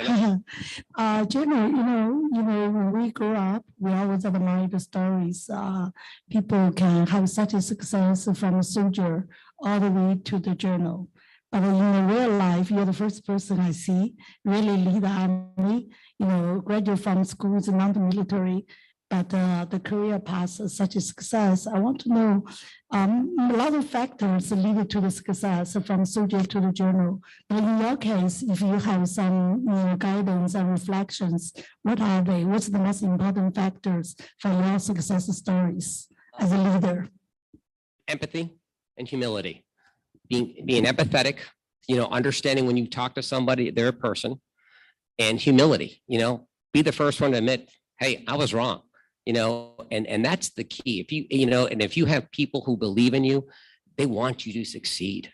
I always joke that, you could be dumb as a box of rocks as a commander, but if you take care of your soldiers and they know you're taking care of them, they will carry you. Now, they're going to carry you to general, but they'll carry you through the company command. I think empathy and just empathy and humility. Those are the two things, but also simple things in life. Do what you're going to say. I mean, do what you do, do what you're going to say, and then say what you're going to do, and then do what you say. I mean, it sounds simple, never lie, steal, or cheat, always integrity, those simple things in life, just like mom and dad taught you. It isn't hard. Leadership is easy, if you get the right person in charge, but also teaching them the right way. Those greedy capitalists, they have no character. Their moral compass is off, and no matter how, you have those greedy capitalists, but at the end of the day, when I retired, gave a speech. 4 things really mattered in my life: faith, family, friends, and health. Money's not there. Money's important. I get it, because you have to provide for your family. But at the end of the day, there's no such thing as a trailer hitch on a hearse, and you want to be surrounded by and remembered by loved ones and family. And that's what it really comes down to, and then taking care of people. So. Thank you. Very good. Thank you so much, Jen. And we're so benefit from your topic and everyone. And we're going to have another topic, right? Right after, we're going to have right away. Right away. Okay. All right. So we're going to invite Professor Kevin Chen, right, to be our next speaker, forum speaker.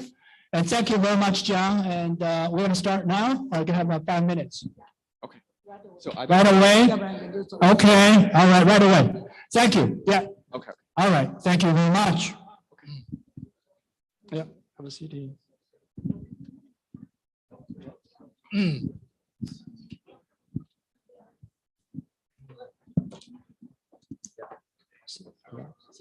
Thank you.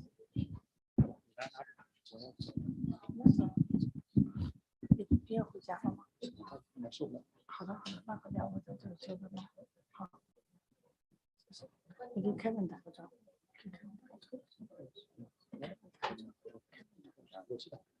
我在讲，我就讲。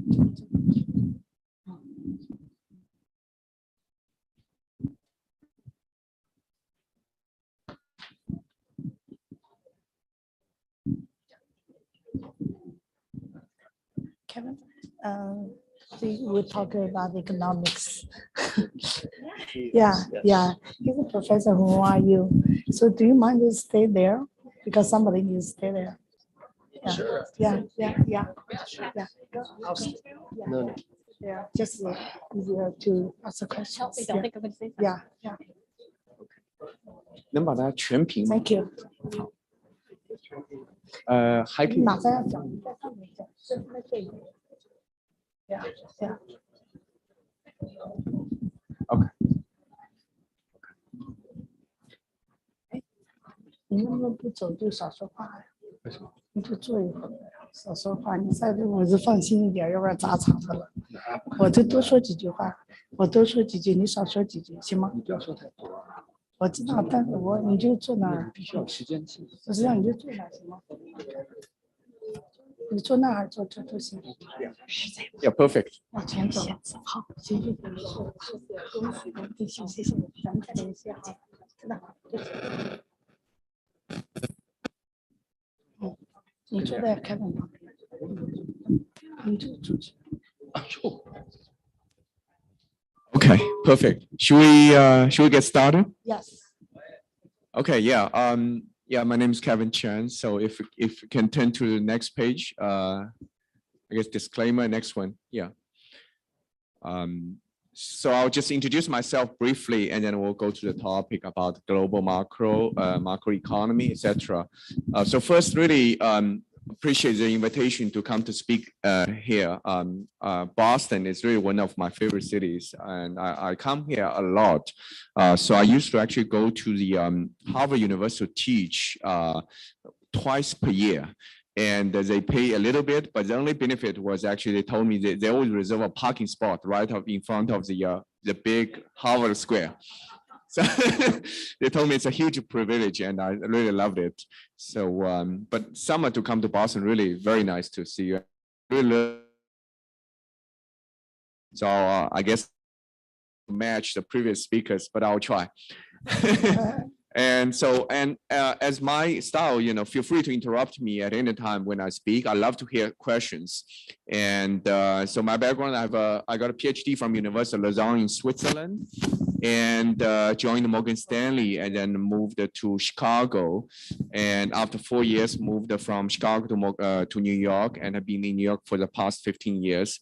So I love this country. And, you know, when I was in Switzerland, they asked me, do you want to move to America? I said, yes.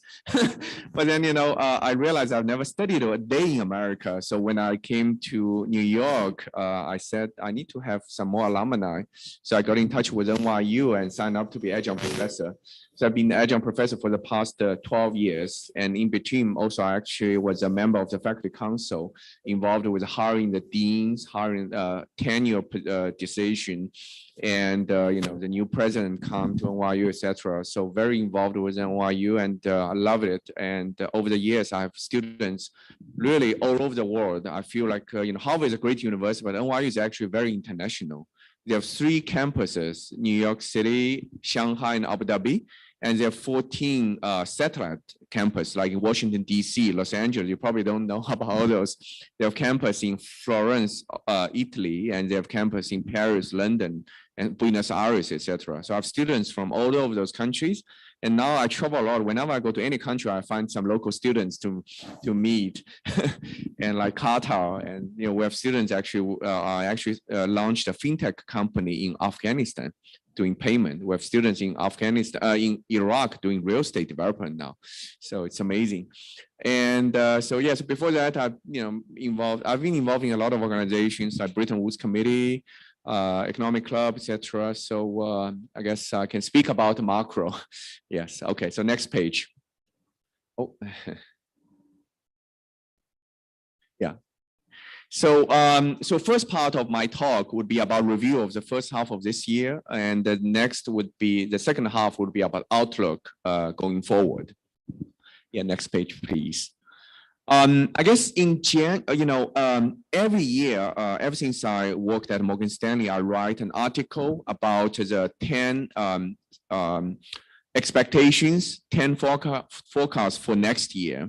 It's actually, I guess last year I wrote the 10 expectation for 2023, and one expectation I wrote was economic recovery and strong stock market, which was a lot of people criticized me end of last year. A lot of people remember, if you remember Morgan Stanley, Michael Wilson wrote an article saying that economic going to recession and the stock market is going to plunge 20% plus. And Goldman had a very negative view also. The whole Wall Street actually had a negative expectation for 2023. They were all expecting high, large layoffs. They were expecting recession. They were expecting bear market. And I wrote his article and I said, one of my expectations 2023 will be a strong economy. And there will be a lot of reasons. And so far, I guess, proved to be, I've been right. And I guess, against the consensus, right? Most of people are wrong usually in financial market. And why? Interesting things. I'll talk about some of the details, my personal, details. But one is, I guess, clearly this year, the U.S. economy has been continuing robust growth, very high growth. I share it with you one story. In February, late February, the chairman of the Federal Reserve, Jay Powell, came to Economic Club and gave a talk. And he said he has access of roughly 24 hours earlier than the general public, the highly confidential US economy data about job market. He said there was, when the January number came out, someone drove to his home, gave the number to him the evening, 24 hours before the official release. He was reading the number, I think it was 600,000 new jobs created in January. He said he was almost going to fall off his chair. He said the whole Wall Street was expecting 200,000. And the market did not know. And then he said, how can the economy to be so strong? 600,000 new jobs, right, in January. And it is, I think there are many things, but clearly the job market is very strong. And when the job market is very strong, you have the consumption, right? If you can go to the next slide. The U.S. economy, consumer is the driver of the economy. So in the U.S., and then 85% of the new jobs in the U.S. are driven by the consumers, by service economy. So US is really about the service economy. 70% of GDP is driven by the consumer. And this is a chart I want to show you that, Atlanta Fed has a very interesting model called GDP Now. So usually every quarter, you wait for 45 days, 30 days, you receive the GDP number, right? It's a surprise and not surprise, etc. Atlanta Fed, they do week. So every week they get all the data from market. This week maybe car manufacturing number, next week import, next week consumption, all those. So every week they update all the number into the model and publish it. And this is what I want to show you. This blue chip consensus is from the whole Wall Street. You see most of people actually on Wall Street were expecting zero growth. Actually, beginning was slightly negative growth. And then until now, they have been expecting the whole year below 1%, very bad growth. But the top one is the one from Atlanta Fed, weekly update. You can see right at the beginning, it's almost 2% growth and almost went to almost 3% and kind of updating up and down. So you can see that right now, because the data is much faster than people experienced in the past. You can get much higher frequency data and get much better expectation versus what you would read in the news, in the press, let's say 45 days after end of quarter, there's a Labor Department would report a GDP. But in reality, you can see every week, and you can see the whole Wall Street is wrong pretty much all the way to the end. And then by the end of, let's say by the end of, 45 days after quarter end, Wall Street would adjust up to fit into the real number. So that's why you see the economy is actually much better, but you can see actually in the media, there's a lot of negative sentiment. So next page, please. And then, of course, the very big thing is about the Fed, right? The Fed has been hiking the rate very aggressively, 11 rate hikes so far. The quickest rate hike since 1970s. Again, back to the same question, why, right?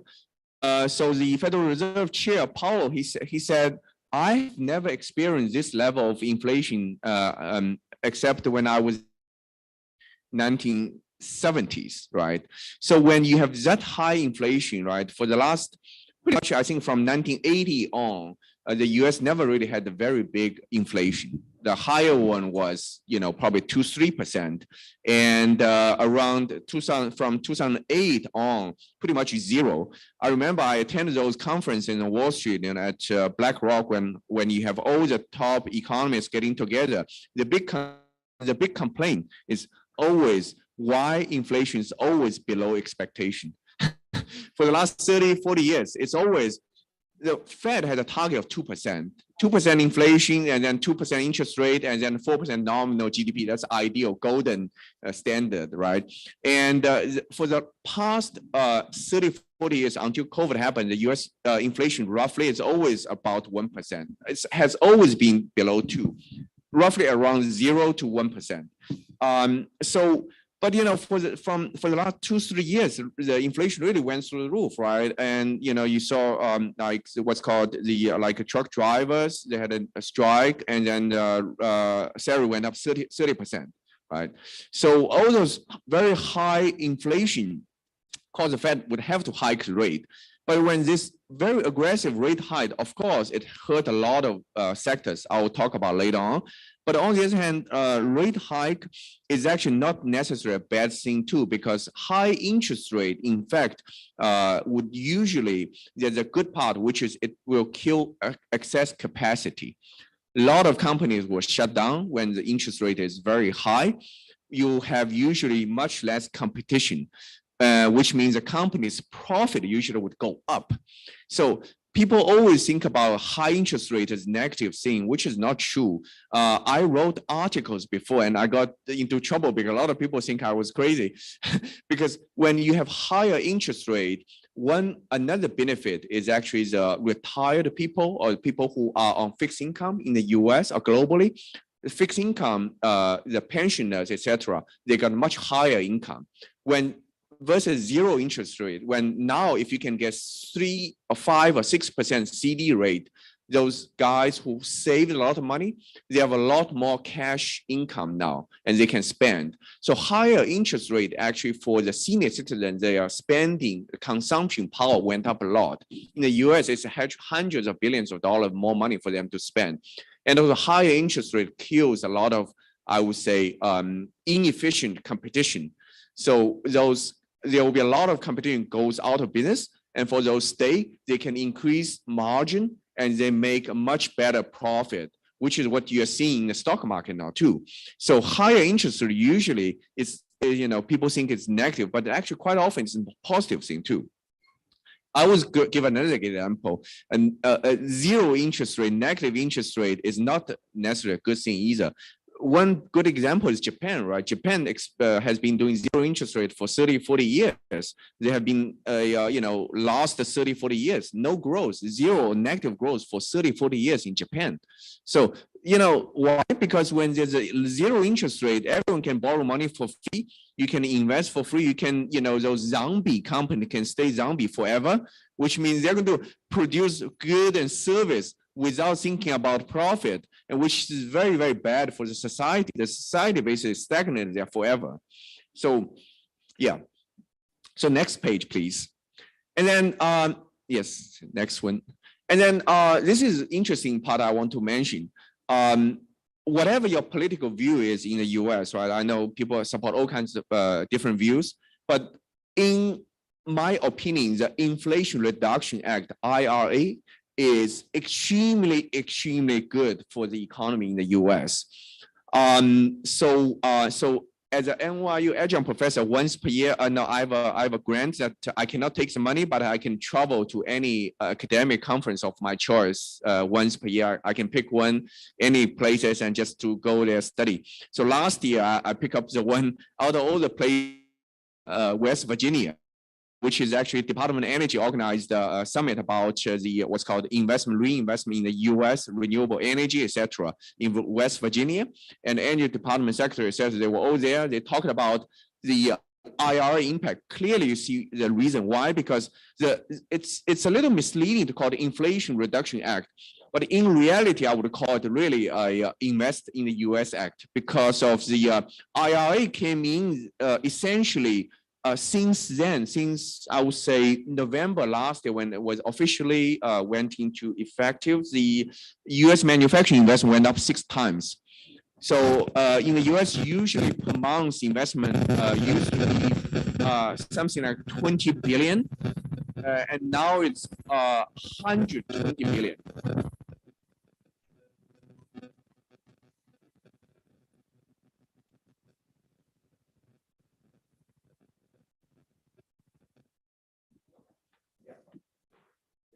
Okay. Okay, good. So the Inflation Reduction Act caused a huge surge of investment since last year, and recently it even accelerated. I saw the data every month from March, April, May on. It went up per month at roughly what it was per month in the past. So we are running at something like 6 times average investment for the last 30 years in the US. So for pretty much for the last 30 years, it was average at this level, and now we're 6 times. Of course, it's not sustainable. I don't think it will sustain like this. However, at this current level, it created a lot of jobs and it created a lot of investment, but also consumption too. So this IRA is really, everyone should pay attention. But on the other hand, I think I heard a lot of complaining because people, not only in Asia, but people in Europe, they're very worried now too, because you see a lot of companies in Asia, in Europe, they're moving their whole factory to the US now because of IRA. The Inflation Reduction Act forced those companies to manufacture here from high end, of course, but cars, washing machine, microwave, and you wouldn't even imagine even your sneakers, shoes, clothes, etc., are being made in the US now because of the IRA. And so it's very good for the US, but I think a lot of countries right now are suffering. But that's why you see, hopefully there will be some rebalance going forward too. Yeah, next page, please. And then, the first part of this year, very important thing is inflation declined rapidly. Amazingly, you see that it peaked in roughly Q3 last year, 9% inflation, right? Remember, that was also the lowest point for the stock market. Remember last year, S&P dropped 20%, the NASDAQ dropped 30% plus. Big bear market last year. And pretty much since inflation has peaked and declined rapidly from 9.8 all the way now to 4, and the most recent is 3.2%. With a rapid reduction of inflation, in fact, the stock market surged too. So that's a very classical example of when you have inflation going down, the companies, in fact, they are able to, the margin goes up. So that's why right now the stock market is very, very strong too. So next page, please. And then this is actually a quantitative kind of decomposition of the stock market return. You all know that stock market this year is very strong, right? S&P returned 19%, NASDAQ returned 30%. A lot of people made a lot of money this year. And but you can see the breakdown, 19% S&P, where does it from? Gross contribution to the S&P is actually negative 0.5%. Why? Because the stock market companies' total earning actually slightly went down this year. And then US dollar, in fact, this year, depreciation. The currency conversion contributed 8.9%.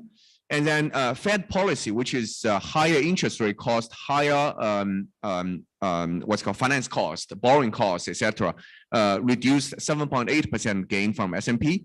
And then financial stress. Remember Silicon Valley Bank, all those banking issues this year, bank problems. Many regional banks are in trouble now, right? That actually because of the financial stress, the Fed had to release some liquidity, helped 7.6%. And last part, sentiment, 11% contributed. So why? Because basically, since pretty much February on, the sentiment in the US is actually very, very strong. So people were very worried last year, but kind of flipped. So this year, the sentiment is strong. So that's, you see the gains and losses this year in total, that's a contribution to the 19% gain. Out of that, actually 11% is from sentiment. So, and then, so that's the breakdown. And next page, please. And I want to mention also, first half of this year, there was actually a banking crisis, even though it's a mini banking crisis, but it was a banking crisis. All the banks started with got into trouble. First was a Silvergate Bank in San Diego was shut down because they were doing cryptocurrency. And then after that was Silicon Valley. And then New York, it was Signature Bank, who does New York real estate lending. And also, Credit Suisse is gone too. Credit Suisse is a bank of more than 150 years history. It's one of the most important banks in the world, top 30 systematic important bank in the world. And so the banking crisis, despite it's kind of controlled, but it has made a huge impact. Pretty much it's a permanent damage. Since then, the US banking system has been cutting lending. So if you're a real estate developer, you would not be able to borrow money easily now. If you are a consumer, your borrowing cost has gone up a lot. And basically, there's a chart. I don't have time to bring here, but you can see that when Silicon Valley Bank shut down, the total US banking system lending start to go down, and it has never recovered. So the banking crisis this year is real. And I know a lot of people on Wall Street and Silicon Valley, in California, in New York, they're all having very unrealistic expectation. They have a lot of investment, like office building, etc., losing money. They are having trouble to pay, interest and all those, but they're holding on to it because they think the Fed will cut rate by the end of this year. If I can hold for another 3 months, if I can hold for another 6 months, things will be okay. And I always remind them that you cannot be hopeful like this. It's not going to go back to zero interest rate. The banking system is different now. They're not going to go back. So they're not going to go back to lend a lot more money like last year. They will demand a lot of collateral. They will have much higher interest rate. So, for people right now, if they are still having a negative cash flow investment, they should cut the loss. Because hope things will turn around, Fed will come back to rescue you, cut interest rate and all those, not going to happen. Yes, next page, please. And last, yes, if you can go back. Oh yeah, sorry, yeah, next. Yeah, also this year, a big thing is actually oil and natural gas in bear market. If you check the natural gas price, right now it's back to the price of 3 years ago. So natural gas price went down 70%. So it's actually a big movement in the market too. Yeah, next one, please.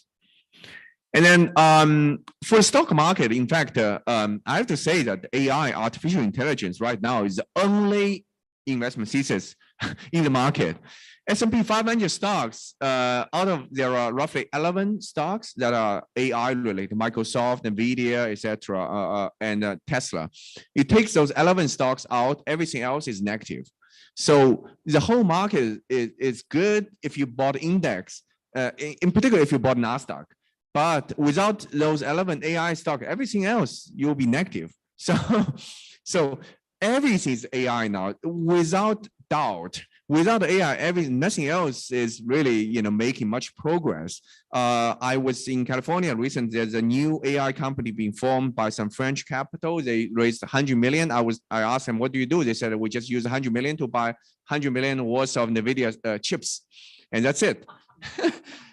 And then I said, what about the chips? And he said the chips will be invested, used for our AI, operation, right? And then the money will be in NVIDIA. NVIDIA will be using money for Silicon Valley, follow-up consumption, dividend, all those. So basically, everything 100% is in AI.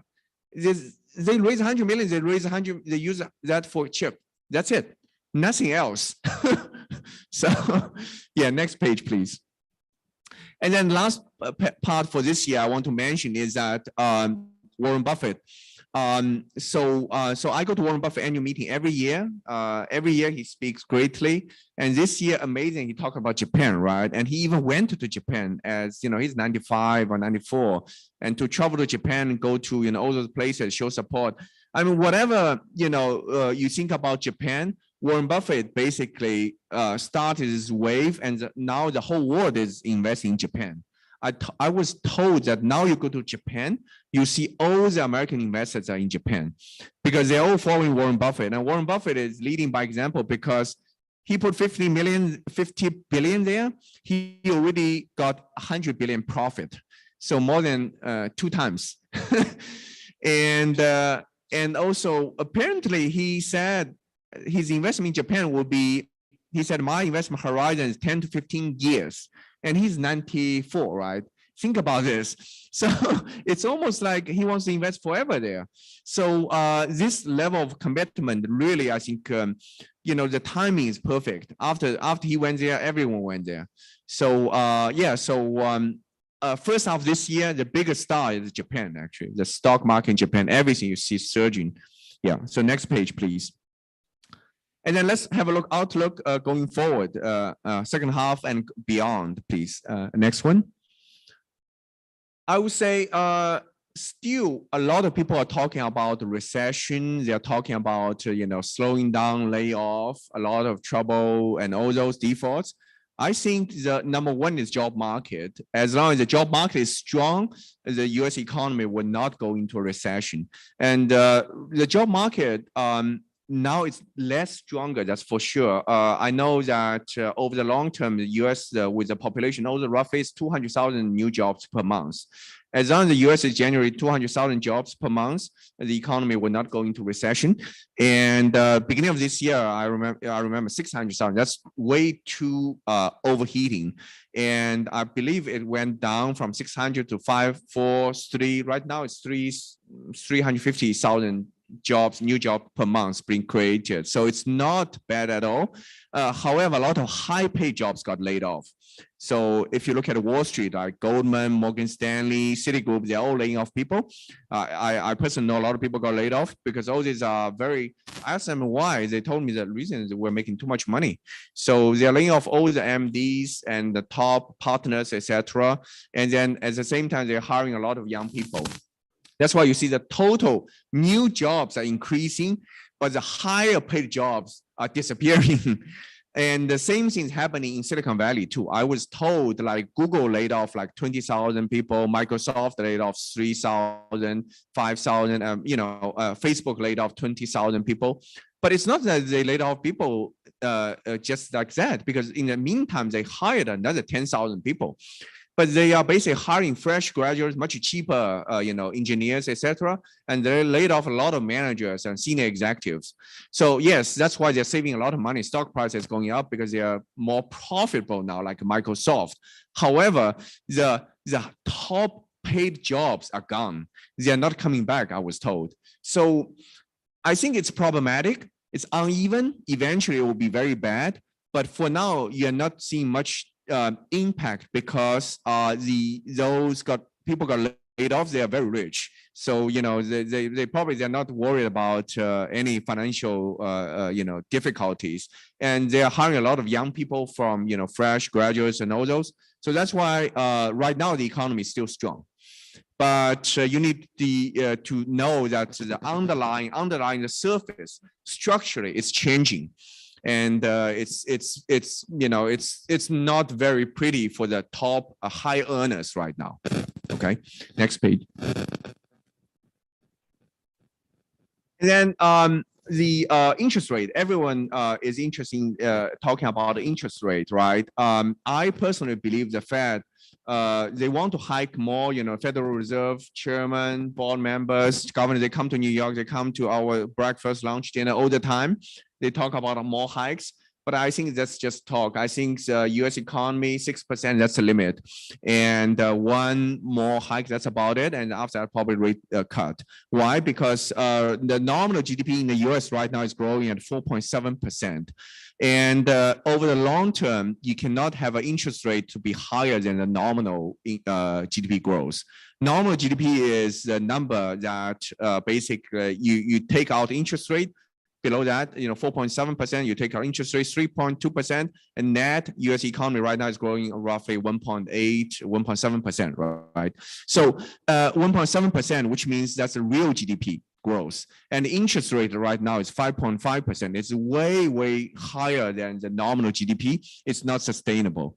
If it continues 2-3 more years, we're going to have an economic collapse.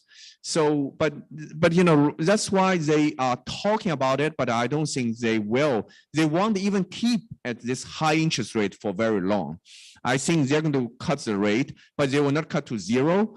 They're going to do something, what's called, the Fed has always, what's called the Federal Reserve. They will talk about if they have a dream, if their dream world is, GDP growth 1 to 2%, and then, and then inflation, let's say 2% target, which means their nominal GDP growth 3 to 4%, and interest rate roughly 3%.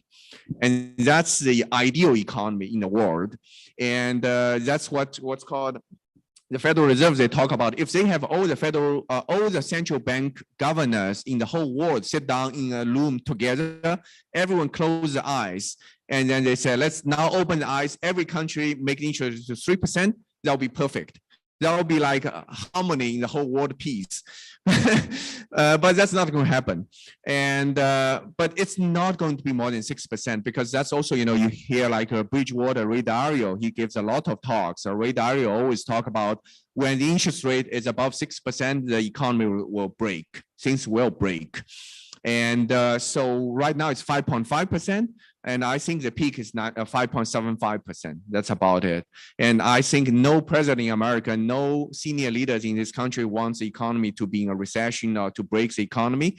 So 5.75% for a couple of months, everyone kind of feels some more pain. And after that, the interest rate cut and cut probably to an ideally for 4.5%. And that's like ideal world. Yeah. So yeah, next slide. And then corporate earnings are down right now in January. If you look at the whole S&P, right, down 6 to 9%, just opened Q2 this year. But it's not too bad, because if you read the Wall Street, those investment banks forecast, remember they were forecasting something like 20 to 30% drop of earning. You know, Morgan Stanley, they talked about expected what's called earnings drop of 30%. And so, you know, it's bad, but it's, you know, it's not as bad as people were expecting. And of course, you know, there are some banks are hurting, like Goldman. If you, I think this morning there was an article that the former CEO of Goldman, Lloyd Blankfein, called the current Goldman CEO. He said, "You are not doing a good job. My stocks at Goldman lost 50 million this year. Go to get work, get your stock price up." And I believe Q2 Goldman's earning declined 65%. So Goldman is not doing well. And many banks are not doing well. And you know that, you know, because high interest rate and then, you know, the default, the bad loans and all those, Wells Fargo, they all not doing very well. But the bad earnings from banks are pretty much offset by the good earnings from tech names. You know, what's called Amazon, Google, Facebook, they laid off so many people that they are saving so much money. They are doing so well now. So that kind of tech pretty much offset the finance loss. Next page, please. And then also I want to show you, America is actually very interesting that, you know, I've been living in America for 20 years. I found America is very different now versus before. I remember when I just moved to America back in Chicago 15, 20 years ago, everyone just spent. In the weekend, they hop on a plane, go to Las Vegas to gamble. And they spend. I was shocked. How can people spend like this? But I think since COVID happened, I think the whole mentality of society in America changed. This is a breakdown of Gen Z, old millennial, baby boomer, and then Gen X and all those. You see pretty much around 2020 on, there's a structural change of saving. Everyone starts to save money in America. Old people, young people, and they're saving a lot of money. Apparently they spent some, but they did not spend a lot more. So structure, America's saving rate is much, much higher. I think I saw some statistics much higher than Asian countries now, much higher than China, much higher than Europe. So America is actually a country saving a lot of money now. So with all those savings, that's why the economy is much more resilient, because when you have saving, you're not worried too much about, you know, I might be, if I don't get a paycheck next month, I might be kicked out of the home, right? I remember I think back in 2001, 2002, when there was this, you know, dot-com bubble burst, a lot of people, they were like, I'm like 1 or 2 months out, you know, from street because, you know, I don't have any savings. But now it seems people have saved quite some money now. So, and a structural change.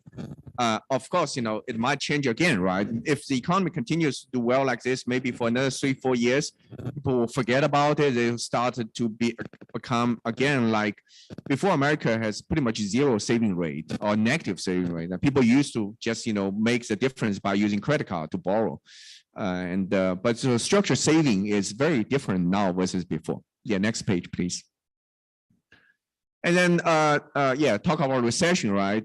So this is from 1950 till now. For the last 70 plus years, Federal Reserve had a rate hiking cycle of 15 times rate hiking cycles, just like now. Out of that, 11 hikes end up in recession, and 4 hikes end up with soft landing. And so most of people expect this time to be in recession. And but to me, it looks like we might actually have a soft landing. but it's not unprecedented in the sense that roughly 1 out of 3 chances, so 30% chance you end up with a soft landing. So, so the Fed could engineer a soft landing again now, just like in 1994. So soft landing is possible. It's happening now, I think. Yeah. And next, and then I would say the right now the biggest trouble in the U.S. is commercial commercial real estate market. So you guys probably not familiar with, but New York and San Francisco are the 2 cities have biggest commercial real estate problem. Right now, they are marked down by 50%. And in San Francisco, some of the prime location hotels, office buildings are marked down by 80%. And all those huge, markdown is creating a lot of risk for lenders. Banks are having a lot of bad loans. They're still holding on to it. And I remember New York City, they had a discussion. They asked all the leaders of the financial committee in New York City what to do. And one of the conclusions they said is that probably another 3 to 4 years before the office market recover. And then the reason is, work from home right now is a structural problem. Most of the companies not back to full-time in the office, at least 1 day from home. And I heard a lot of places 2, 3, 4 days working from home. They go to office once per week. I heard in Washington, D.C. right now, federal government buildings are only 20% occupancy rate. And they're not expecting people to be back full-time ever. Looks like it's going to be structural. It will be a structural, they're talking about 4 days working week or 3 days working week. Whatever number you choose, you end up with excess office space. There'll be a lot of buildings will be empty. And so work from home, it's a structural problem. It's not going to be resolved. I think people are expecting, I heard a lot of places, if you force young people to go to office 5 times per week, they quit. So, yeah. And then, another thing is the long-term people, they are moving to the South. I see, Carolinas, Florida, Texas, the real estate doing very well because population moves there, they got all the need there. And sectors, we see the good, stronger sector, good for investments. One is data center because people are using a lot more streaming, online shopping, and all those. Data centers are being built everywhere. Logistics, I think more and more people are really getting used to buy grocery, everything online, which means more delivery need, more logistics centers, those 3, 4 floors building with AI robots inside to do delivery, packaging, all those. And healthcare, another major investment going forward too, because I think I see a lot of details about structural need for healthcare. Yeah, next page. And this is one example, right? Traditional real estate now in the US accounting only 40% of investments. And then modern new real estate investments are 6%. So the traditionals are pretty much, what's called office, retail, residential, industrial, less and less investments. And more investments are in cell phone tower, data center, hotel, gaming, storage, etc. Health. So that's really the new sectors becoming the majority. Next page, please. And then another, I guess, right now I think is clearly geopolitical risk are concerning. And one is, the war in Ukraine already caused economic recession in Europe.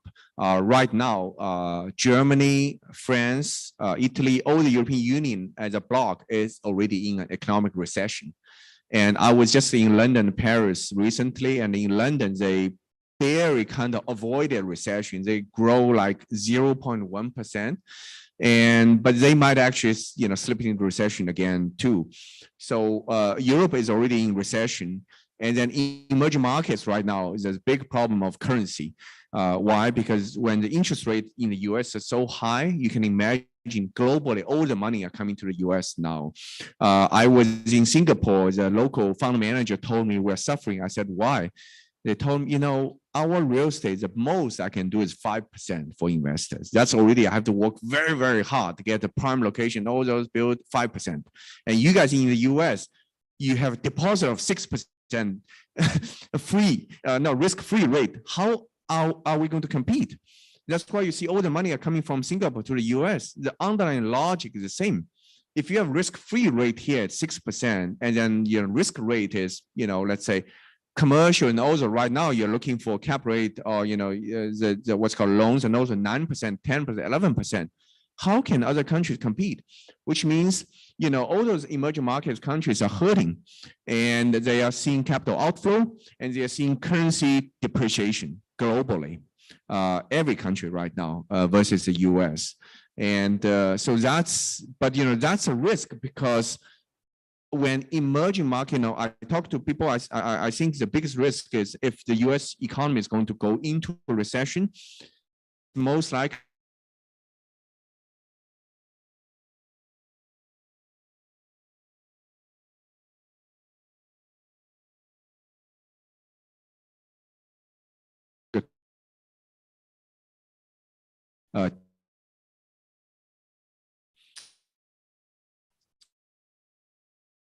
I think less for the next 12 months.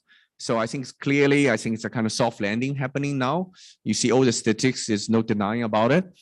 Second is that still need to control risk, because a lot of people are still hoping that the rate will go down. They think because for the last pretty much 15 years, the US has been running zero to, in reality, zero interest rate or negative interest rate, because, a lot of places you can, banking, all those are pretty much free money, right? They're all, a lot of people are hoping will go back to that. And my answer is no. It's not going to be, don't hope that the rate will go down and you can refinance at a lower rate. It's not going to happen. So the risk is you still need to control the risk, because high interest rate will stay. I think US is just going back to the traditional, reasonably, priced interest rate, which is, I would say 4% range instead of 0. And then the risk could really be from outside of the US. That's why you see all those money coming in now. And then long term, I think demographics in the US is actually very good. Last year, I think more than 1 million new, what's called skilled labor joined because of demographic change, and which is much, much better, let's say, versus Europe or in a lot of Asian countries. And so that's really, I would say, that's my conclusion. And feel free to stay in touch, Twitter or LinkedIn. And then next page, I guess it's a summary. So any questions? Yes. Actually did very well. I want to ask you, how does this affect small businesses when they need to get loans, the SBA or get loans from banks, if the banks have a problem? It's very tough. It's very tough. I've students who work for the small business administration, and I was told right now, in fact, I think the bankruptcy rate in the US is picking up again, because the small business, they borrow from small banks, regional banks, and regional banks, a lot of them are in trouble. They are either shrinking the balance sheet or they are trying to merge with others. They're controlling exposure and all those. So for small business, it's tough. That's why I think you have to rely on the business internal growth. Cash flow generated from the business itself instead of from borrowing.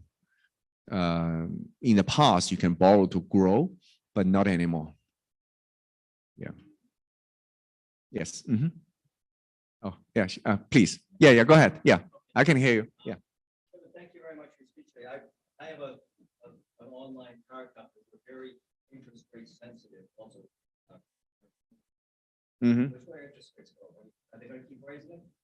Yeah. I know. We actually worked, some insurance, some online car marketplace. Some of them they work with insurance companies, etc. I saw a lot of statistics.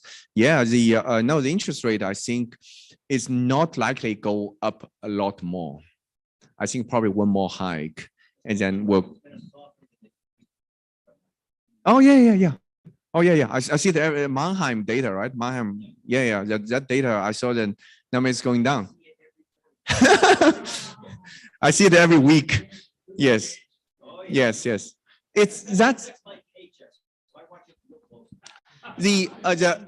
in fact, the used car price surge was a big part of the inflation in the US for the last 2 years.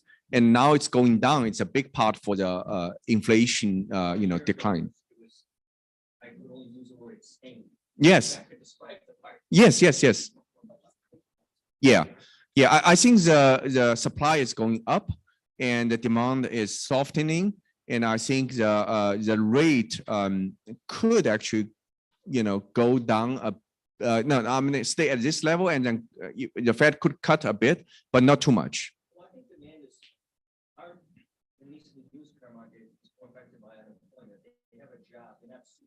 Mm-hmm. Yes. Mm-hmm. Oh, yeah. That's what I showed the data. Right? The employment number is very strong, still very strong. Yeah. Yeah, no problem. Uh-huh.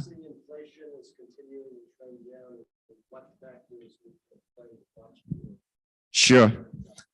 That's a great question. I have a very controversial view, and people got mad at this view to me. When people ask me about inflation, I always tell them, I read a lot, right? I read human history for thousands of years. Deflation is human norm. For human history, usually it's always deflation. Inflation is always short term, hike spikes a bit and then decline. Why? Because human society ultimately is always, there's always a wealth gap, and then usually, when the inflation really caused by wage growth, and usually for a lot of societies, when the wage kind of when the wealth gap start to go wider, usually the inflation goes down and eventually end up in a deflation. And also society always try to innovate. Innovation is always a killer for inflation. So my view is that inflation over the long term will be dead. The government can print, but it's not going to translate into liquidity.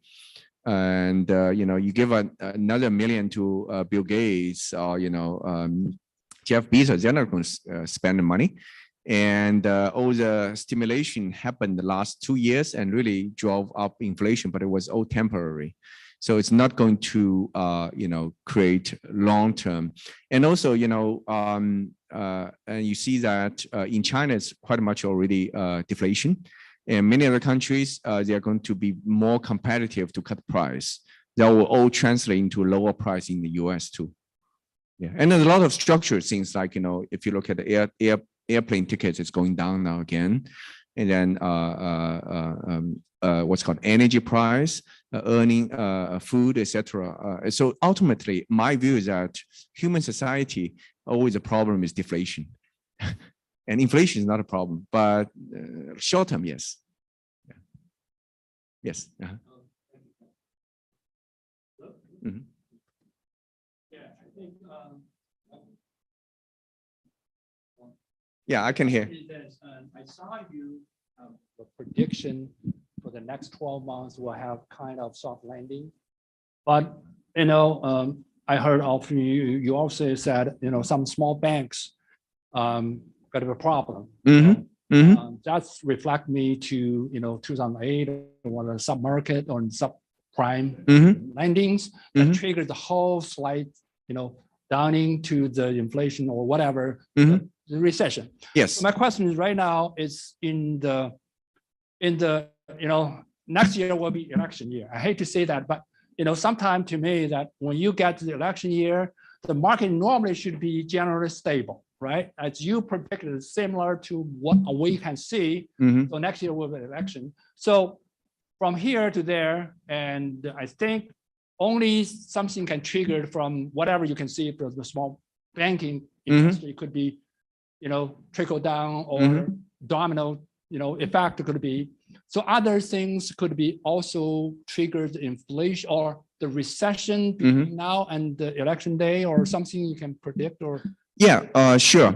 I think the big risk is actually, geopolitical risk, right? And but in the U.S., yes, the regional banks, the smaller regional banks are in trouble for sure.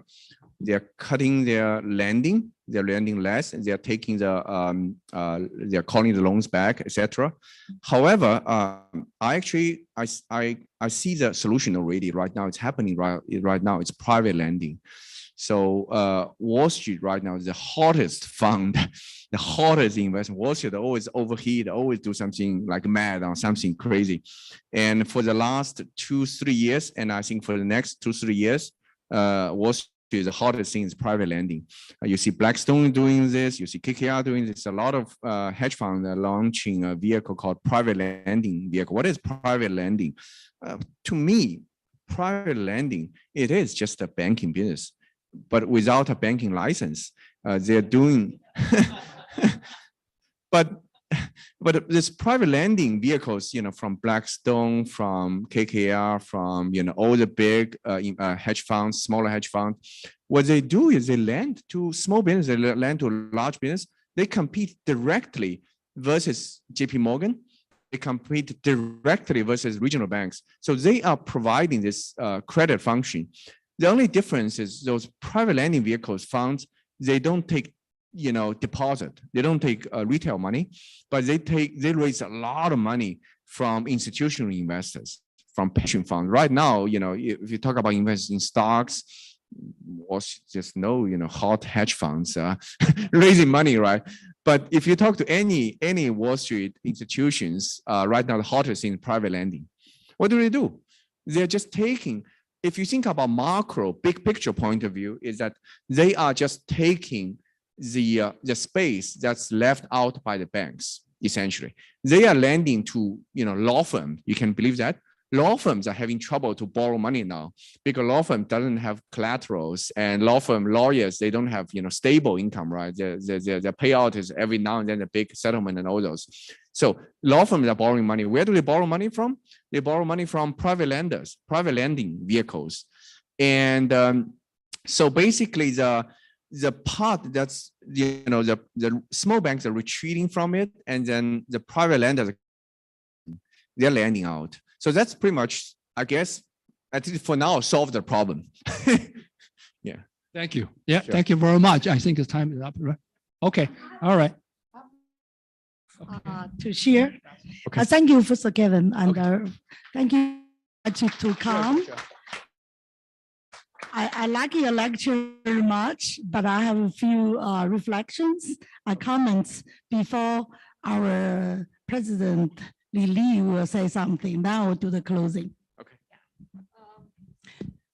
Nice talk, and we learn a lot. And I think a lot of people consider interest rate real high. When I get into this business in 2000, the interest rate is start like 8 point something, and then within like a couple months, 2% down to 6%. I still remember, but the people's getting used to low interest for 20 years. A lot of consumers get a benefit. Yes. But actually, a high interest rate, it's really good for the insurance industry. Oh, yeah, totally. So according to the lecture, say all the Wall Street prediction maybe it's wrong. As a consumer, because the fixed rate probably around like 5%, you can get CD, and you predict the market could be strong. Should we time in the market? But I don't suggest. What's your opinion? Yeah, sure. But if you look at just randomly, you check any bank, right? 2-year CD, let's say JP Morgan right now is I think 4%. So what they're saying is that they're expecting on average for the next 2 years, it will be let's say if now it's 5%, if you buy a CD for 2 years 4%, which means next year they're expecting rate to be 3% after next year. So the Wall Street, they themselves as they're expecting some lower rate. So market timing is tough, but I think I think depend different industries. If you know a sector well, I think you can invest well. I actually know some professors that are very, very good investors. I know some professors here, they're very good investors. I know some, those sector specialists, like guys in biotech space, they can invest very, very well. They know which companies are doing well with a new drug development, and they're seeing big trend of more, let's say coverage from Medicare, etc. So I think depend on sectors. And energy sectors, there are some very good investors. But in general, just the time, the whole market is tough, I think. Yeah. Okay, I like to share 4 points Sure. In response to your lecture today. But thank you, I like your lecture very much. It's inspires, okay. And first of all, I think recently a famous artist, Len Jun, come here, and many people come here for a lecture. I think, Len Jun is an artist. His art, one piece of art sell for $40 million. It's one with the, in the modern art world, is use his art skills and also use his observation and the values to really, convey beauty. I think in many sense, I also think artists is a diplomats to connect cultures. But one thing I think shares what you said today about Japan. I think when Len Jun talk about Japan is interesting because Japan is a country, is a place, is doing very, very good job on integration. Japan in Asia, and it's a very good representative for the countries in Asia in terms of Asian cultures. And Asian cultures, many people here are Asians. They are very, for example, Chinese medicine, we are trying to do education program on that. So Chinese medicine may be rooted from China, but Japan doing a very good job in education and the practice. But also Japan, I think they learn very well from their failure, and they will learn very well about the modern business. So, and the values. So Japan become, I think, a leader in integration, in values, in cultures and business.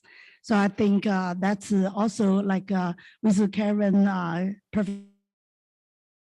about every year is going to visit to go to hear what Warren Buffett and Charlie Munger has to say. And the President Li and I also often go there. Hopefully next year, more people in this room will join our delegation. Maybe Nani will come, right? Maybe Jill will come, maybe Kevin and Kathleen will come too. I think we don't have to go anymore. We have this here is another. Yeah, we can hear a new version. Right? Yeah. What topic is really we care about. So, but anyway, thank you very much for inviting us. Yeah. So, and every year I lead a delegation to go. And the friends and investors, if anybody want to go, please let us know because seats are limited. This is the first. Another thing is about the interest rate. Recently, I had a privilege and honor to have a dinner with President Larry Summers. He was, everybody know who is Larry Summers. I only ask one question. President Summers, what do you think about interest rate? He says, okay. Yes. So I think when I first invest in real estate, that's in the middle 90s, the interest rate was 25. 18%, 12%, but now we are paying maybe 6%. So I think everybody wants the interest rate to be low. We all want, but I think today I learned from Kevin. He said actually good interest rate possibly is a healthy thing for our economy. We only can do well if economy is normal, right? So I think when high interest rate environment for business operators, a lot of us are business operators, no matter you operate a government or military office or education agency or whatever. I think in high interest rate and inspires innovations. You need to be more innovative. and you need to have, you need to have more tools in your toolbox. So, and so I think, like sometimes you go to class, you have easy class, it's easy to pass, it's fail and pass. But sometimes you have very strict teachers, like recently Charles Aldrich, Professor Aldrich from Harvard Law School passed, and he was a criminal professor. I think he is so famous in Harvard Law School and teach most difficult class, but his students, including President Obama, myself too, I think a tough teacher can be good, and a tough market regulator can be a healthy thing for us, right? So that's the second observation. Okay, let's see. So, but anyway, and the next lecture will be real estate, and Grace is the hotel operators, so he will share more about real estate in the high interest rate and the observation.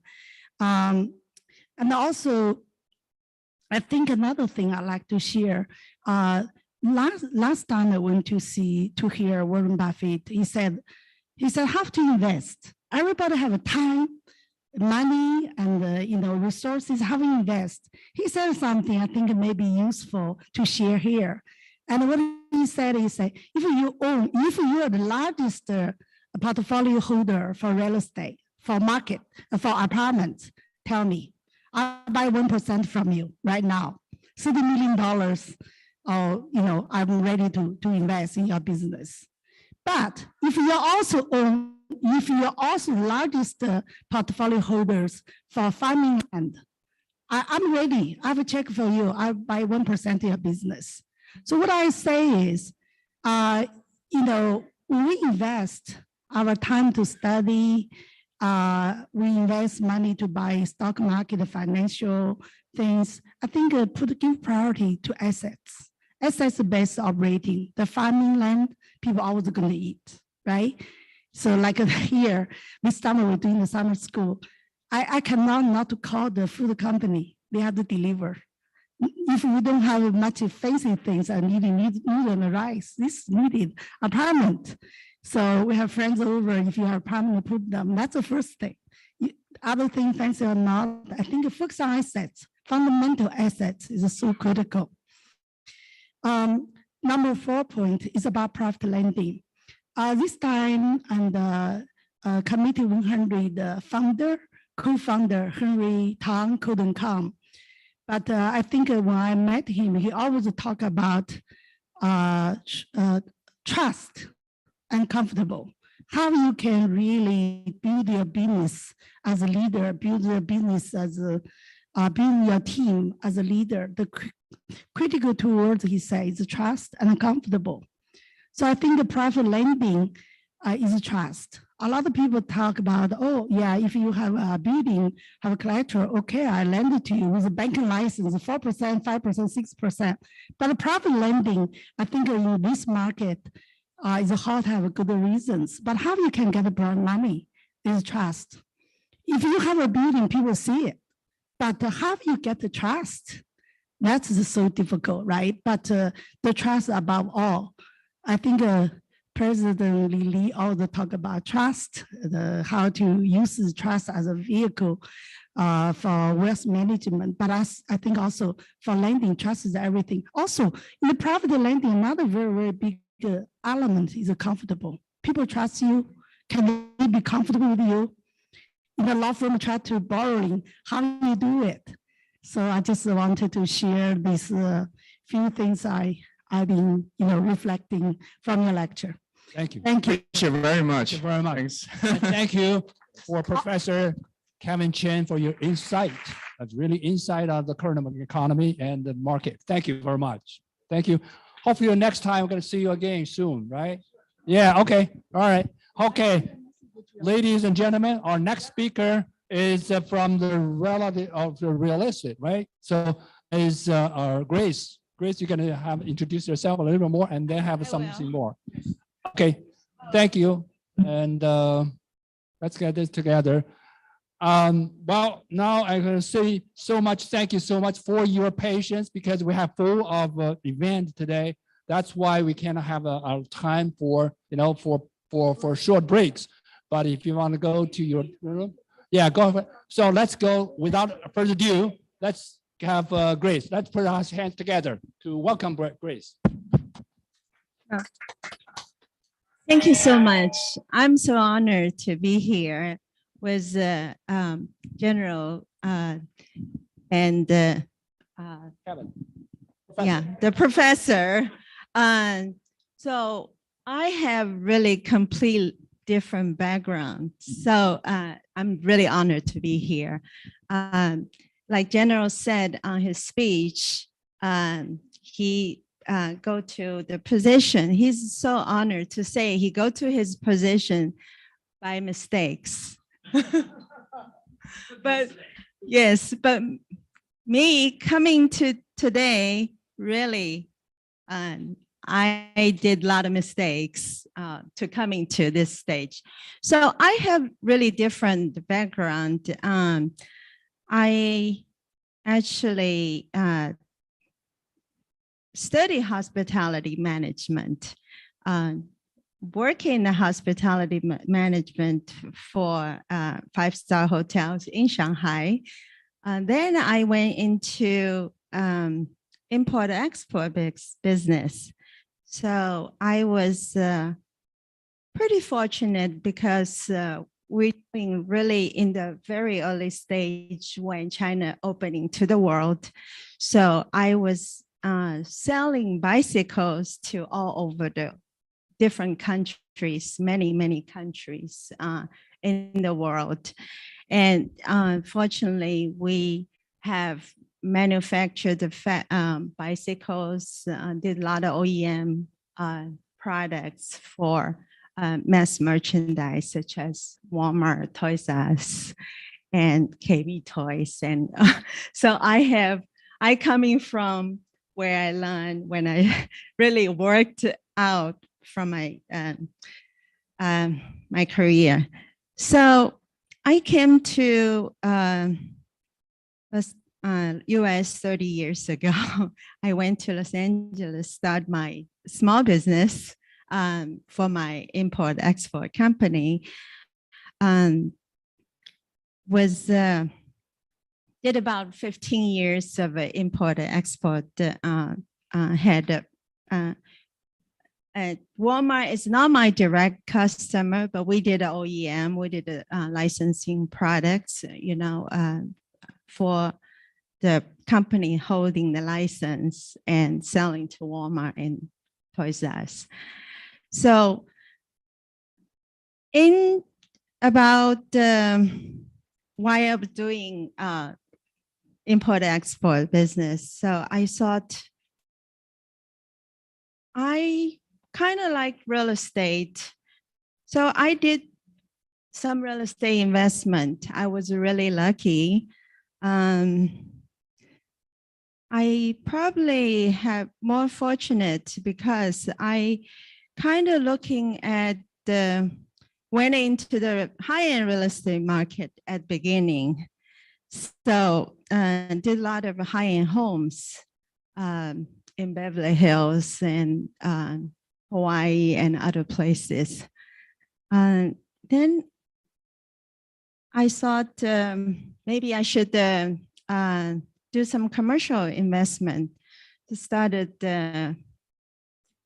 research, which commercial investment, did a lot of research and study, and thought the hotel is probably something I know, which I really don't know. I thought I studied, but I traveled a lot. I stayed a lot of hotel. So I should buy a hotel. So, and I bought a hotel and stumbled through, make a lot of mistakes. So, but now I did a hotel for quite a long time, purchasing, acquisition, did a ground up construction as well, and had a lot of franchise, dealing with a lot of franchise. So I had a lot of franchise myself. So was with some of my health issue, I couldn't really handle too much. So now I am, because of my hospitality background, I joined a commercial real estate brokerage company. We help people buying hotels, searching properties, and put together deals. So we have really lots of data analytics for search for properties, putting the lender together, talking about the interest rate, which Kevin just said. So you probably will ask, the interest rate is so high. It's so hard for anybody to get a loan. How can we get a loan for the hotels, right? So, currently there's a lot of larger hotels which they probably facing the bank or CMBs as calling the loan back. So I'm sorry, I'm not a professor, so I have to think about it.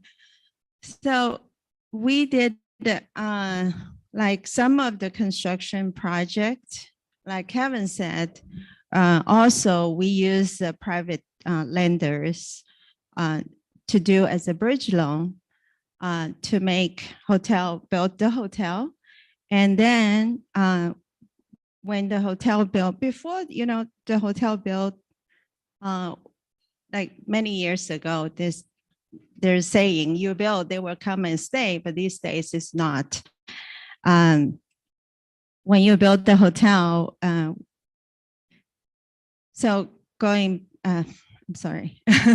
So going back, before we build a hotel, we have to do a lot of feasibility studies. We do market research to see where's the demand generate for the hotels, and where is the location, and where is the money gonna coming from to build this hotel. So for me, as my experience, even though I work in a 5-star hotel, I did not have the funding to do a 5-star hotel. I'm a small business owner, but for my experience, as with COVID hits, the hotel industry get a lot of hit, huge impact for the hotel industry. But it's also an opportunity for new investors to coming in to see, with the impact of the hotel industry, the value gets really low. So hotels value down business value as well. So all of a sudden this hotel, from normally, for example, for a Hampton, would be average about $15 to $20 million hotel. Now all of a sudden you can get for $10, $12 million. So with the COVID and shutdown, all the business wasn't there. The existing owner, because their mortgage is so high, they couldn't pay for the mortgage anymore. So when a new investor coming, all of a sudden your cost is at half what the original investor is. So was the your cost is low now, but right now, 2023, was all this, I just saw Kevin's slides as one of the modern investor. Hotel was listed. I was happy to see that. Hotel was listed as one of the modern investors. So now all of a sudden, is a pent-up demand coming from the business travelers going away, people stay at home, companies don't want to pay employees to travel anymore. But there's a lot of leisure travelers that we want to go destinations. We want to go to the beaches. We want to go to the ski resort. We haven't been there for the past few years. So these type of the hotel, depending on the location, of course, the hotel investment, depending, very important on the location. So now these hotels actually generate a lot more revenues because now all of a sudden there's a lot more leisure travel coming.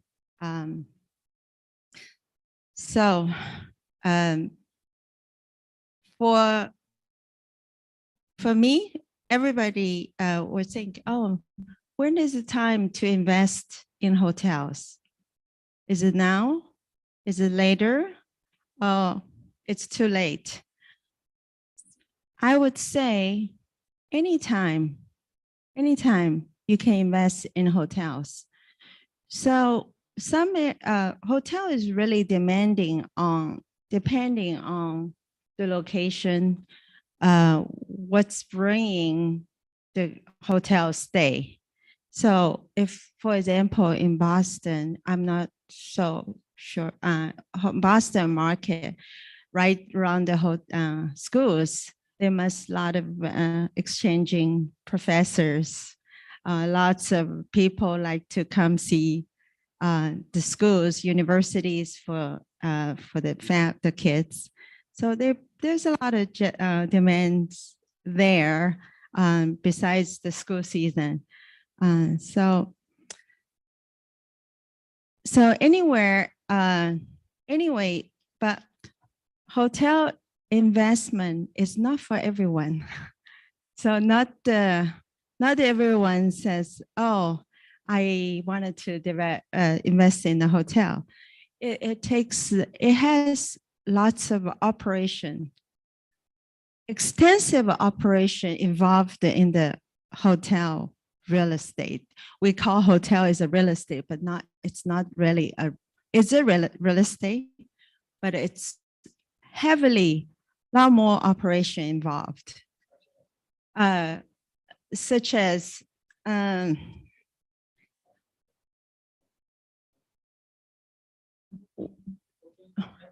well, it's everything. It's the revenue management, how you generate your revenue. Yes, housekeeping and front desk. It's an operation. It's not just, it has a lot of difference than you buy an apartment. If you buy an apartment, you have a long-term lease. But if you have a hotel, you have one-day lease, depending on if I want to choose this hotel to stay. So besides you have lots of operation concerns, the service is really, really important. What kind of service, what kind of facility you have, what kind of service you provide, whether you have good experience this time, you will come back. Maybe you don't have a good experience, then you don't come back to this hotel anymore. So this is a lot of operation, a lot of customer service, lots of revenue management involved in the hotel industry. So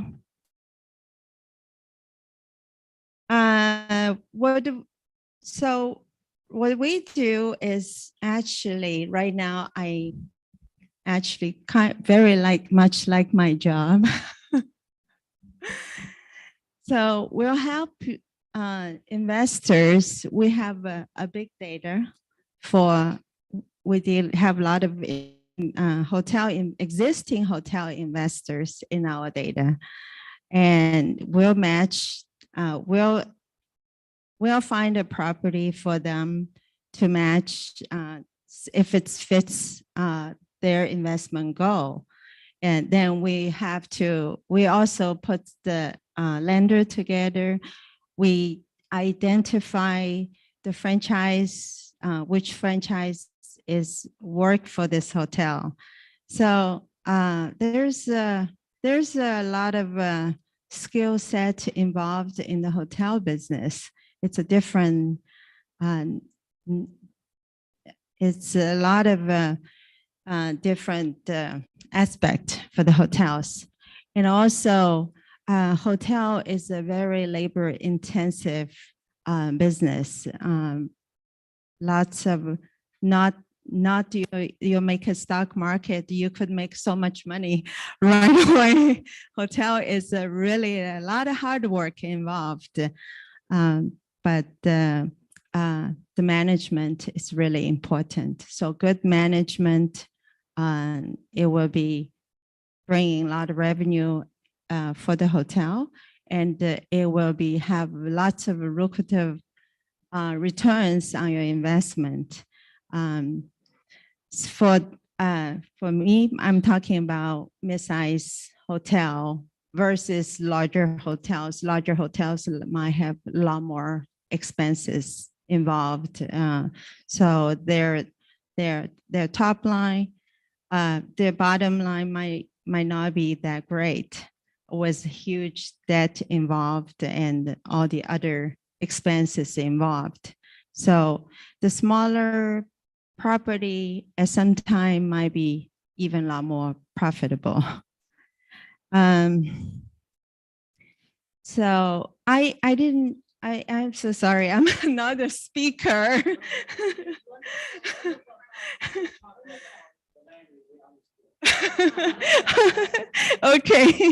Okay.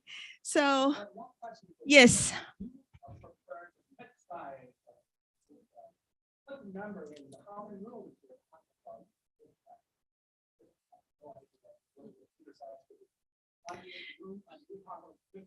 So the hotel has different types. The full service hotel could be thousands of rooms, few hundred, 500 rooms or more, full size. The convention hotel has a lot of convention business coming. They rely on convention business traveler.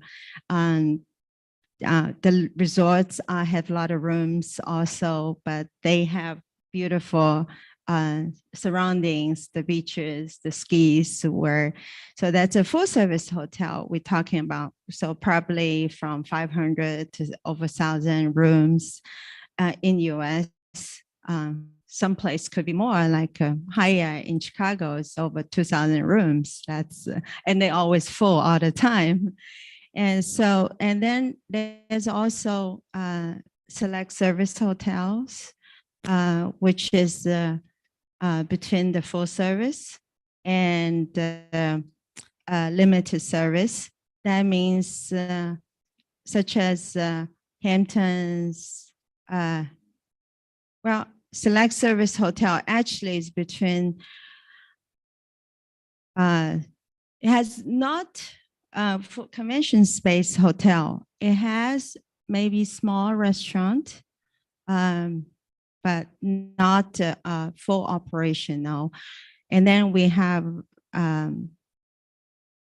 limited service hotel, which just, I'm sorry, for the size of the select service hotel, normally is around 100, 250, not go more than 150 rooms. So, and then the limited service hotel, there will be, they just give room, very simple coffee or something in the morning. So those are, we have all needs, the hotel needs is for every different sectors. And then we have extended hotel, which has kitchens, facility. So all these hotel type, that's probably the size you were asking. So the limited service could be 50, 60 rooms. property as well. So the mid-scale hotel, well, for me personally, I think the franchise hotel might be a much better way to start because you don't have to stumble blind, just put your money and you have to try to figure out everything. So franchise hotels already have the setup operation thing set up for you already.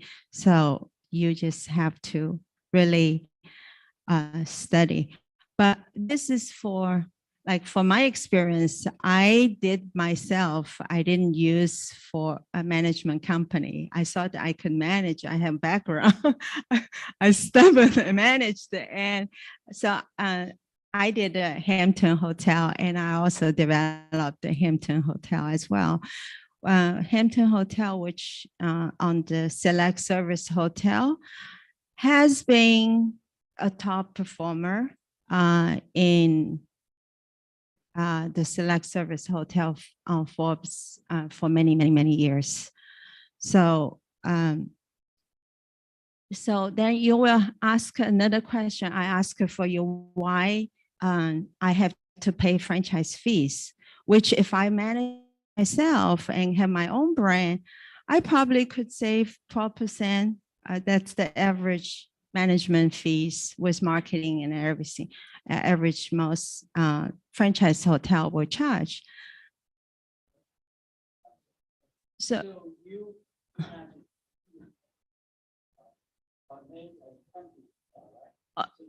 no, that's a franchise. So I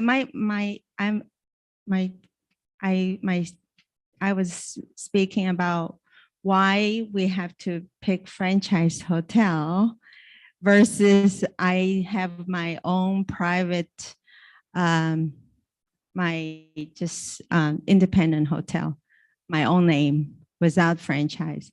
But there is a franchise hotel.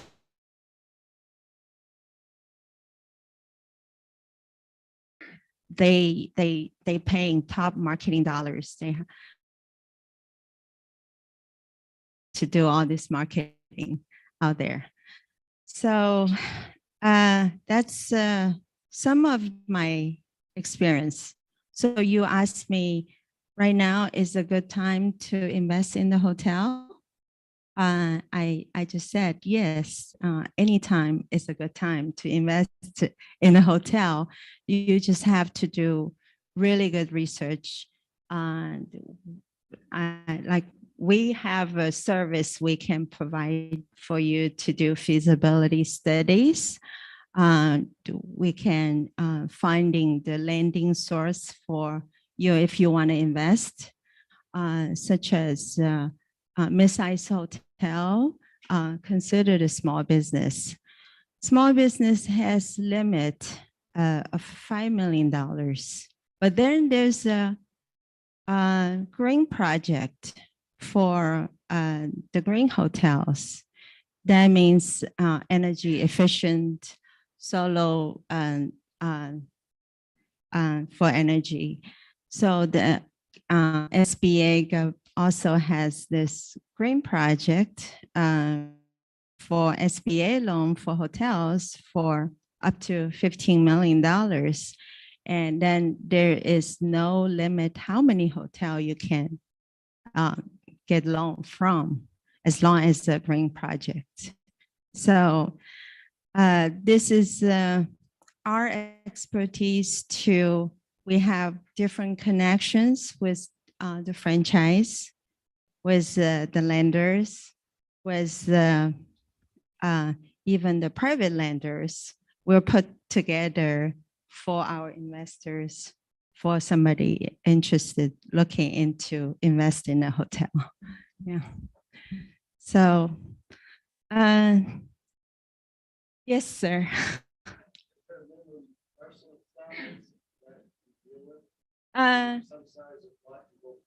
So it depends on, that's a very good question.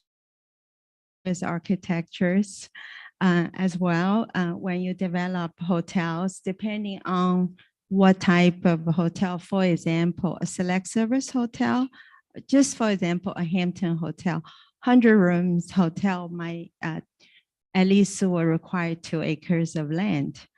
So, but that might be in Texas, but in New York, some other very density cities, any land you want to build high-rise hotel, you can. So it's really depending on where and what kind of property you want to build.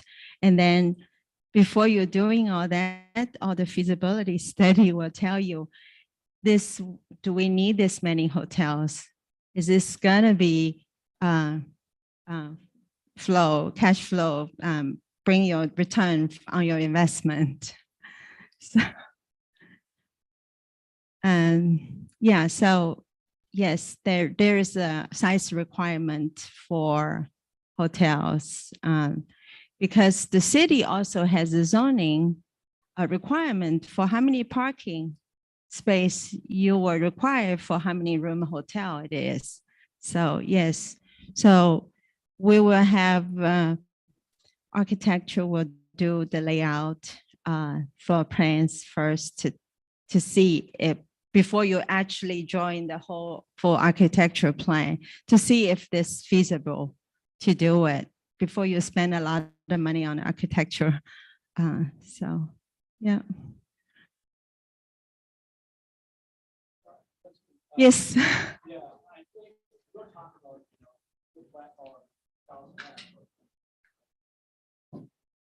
Texas, yes.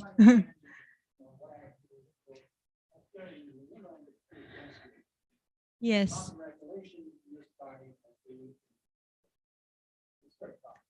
Right.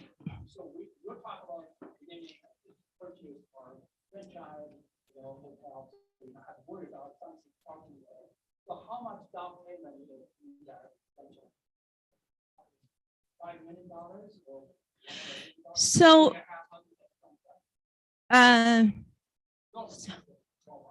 so before, when you go into maybe I had my own first hotel invested 15 years ago. So at that time, when my first hotel was a CMBS loan, so for me, it was like 20%, little more. But for me, I want to put little more down payment. So my debt service would not be so hard if I just go into the business. I tried to, at that time, I still have my Chinese mentality. We put more money down so we don't have to pay too many interests. So, but at that time, that time was, could be 10% down for SBA loan for any size of a hotel, mid-size I'm talking about. But currently with this tough lending situation, I recently sold a hotel, which is a 1031 exchange. My buyer wants to put a little more down. So for his is SBA lending, he wanted to put more down. So he put about 30% down. Right now, it depending on, the bank has to be very careful to see what's your personal liquidities are, what's your net worths are before they give a loan to investors, smaller investors, not the institutional. That's a different game. So currently, SBA does around 25%. Still, we can get a hotel loan. But if you put a little more, that's great. And regional banks, still banks doing hotel loans about 50% down, which that's could be a lot of money too. Yeah. And then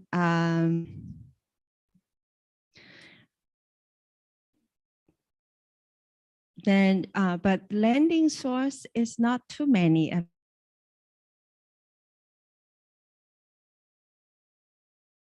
Difficult at this moment. It's very hard, but it really to see what is your experiences are.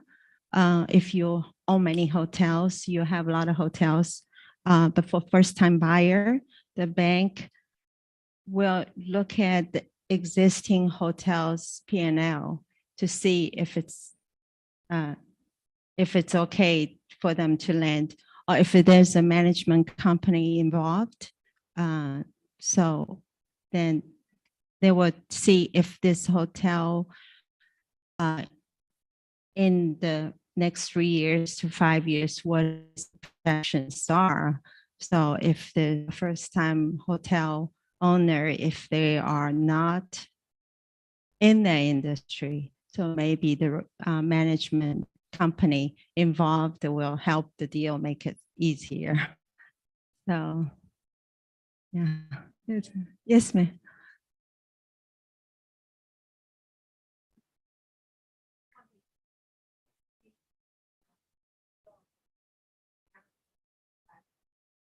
Yes, we actually do.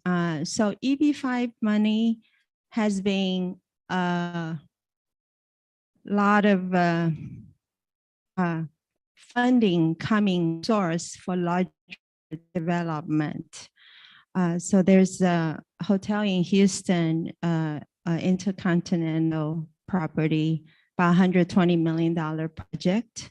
So that leveraged a lot of EB-5 money. So EB-5 money is still out there.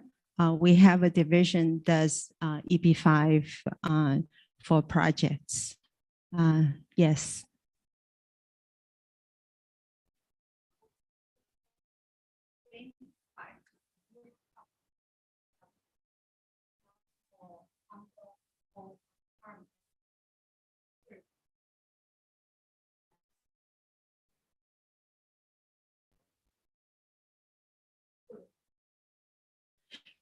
So you have to see the data, what's the demand generate if in this next university, I would say you might want to develop an apartment because it's more stable and there's a lot more demand, a lot more easier for you to, well, it depends really. So I cannot say, hey, this location is good for apartment, this location is for hotel. Really, there is companies, this resource companies will do feasibility study for you. So go looking at the demand generation, demographics to see whether you put a hotel there or you put an apartment there. So it really depends on investors have to do a lot of research before you actually put a lot of money into developing a hotel or also apartment as well. So I think for the past, I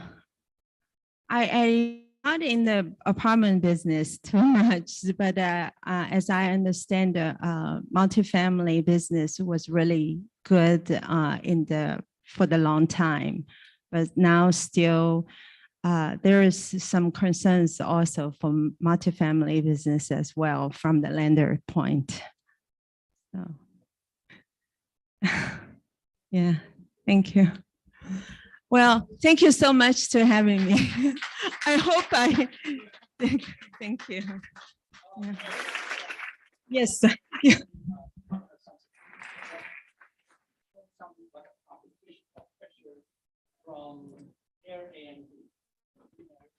So,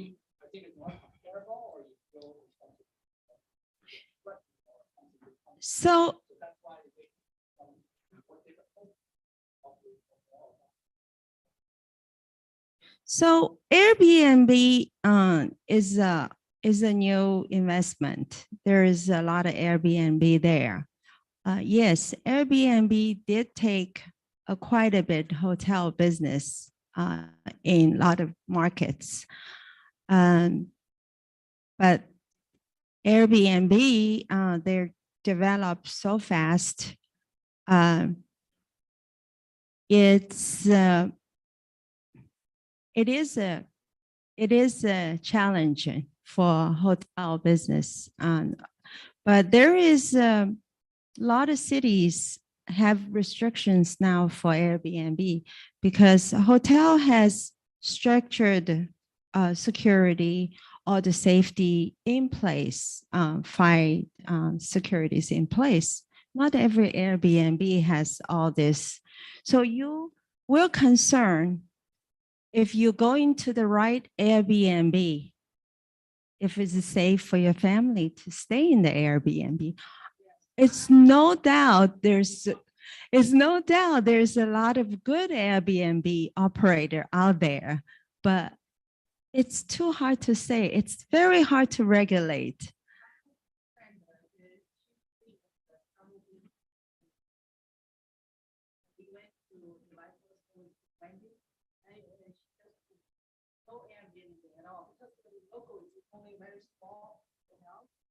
They say, oh, I said that you know, like a more luxury Airbnb. No, nothing. Hotels have a very standard, all things in place. Airbnb, the quality control. Right. So just as a very recent example, my husband and my kids was in Maui. The day they got there, second day they caught in fire. So I was looking at all these comments for there's a lot of Airbnb in Hawaii as well. So my husband and all my family's reservation got canceled. They stay in the Western resorts. So I moved them to Honolulu instead. But I was looking at a lot of people already made reservation with Airbnb in those resorts in Hawaii. They have very hard time to get their money back. It's really a struggle now for them to get the money back. So I'm not saying Airbnb is not the way. I don't personally know that too much, but I know hotel, yes, like we said, hotel is has a lot of regulations, a lot of safety in place, a lot of security and safety in place, and the service is out there. And the thing is, if you have this kind of situation, you will get your money back. And hotel is really accommodating on all these issues. Thank you. Bye. Thank you so much for having me. Thank you.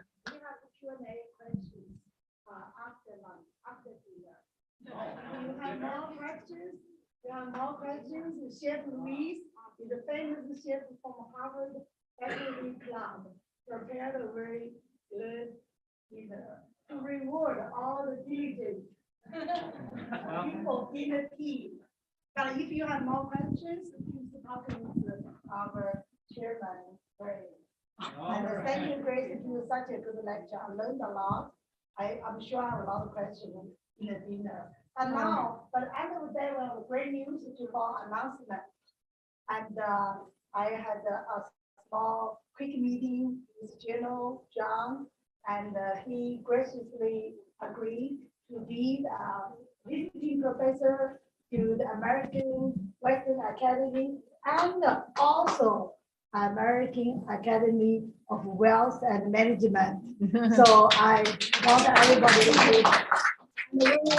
like to General John and professor of our academy come to the stage to be with us and to handshake And also Professor Lillis and agreed to be our visiting professor to American Western Academy and also American Academy of Western Management. We feel deeply humbled and it's a great honor. We look forward to join with all of you for more lectures. This morning we say it's all about to share. It's all about to learn together. I would like President Lily to make a new news announcement. It's honor to announce Kevin Chen going to be our visiting professor for American Academy of Wealth and Management. And also the visiting professor for American Western Academy. We have two academies here. We're all great honored and humbled to have Professor Kevin Chen join us. So all of us can expect more lectures to come. So the last, Grace, you come stand up. Jacobson. And she gonna be also our visiting professor to our academy, both two academy, American Academy and Wealth and Management, and American Western Academy. Oh, yeah. Is that okay with you? Yeah. Okay. I'm so honored. Yeah. Okay. So Wonderful, wonderful. your practice is really useful for. Great. And with this said, I would love to have Professor John Driscoll to join us for a picture, and Professor Lillis join us for a picture, and all the new teachers. And we are deeply honored. And the appointment letter will be signed and mailed immediately tomorrow by express mail.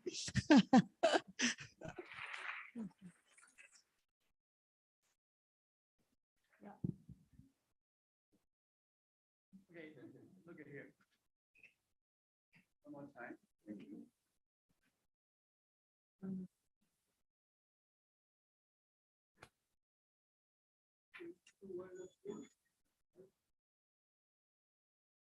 Right, hair out, please.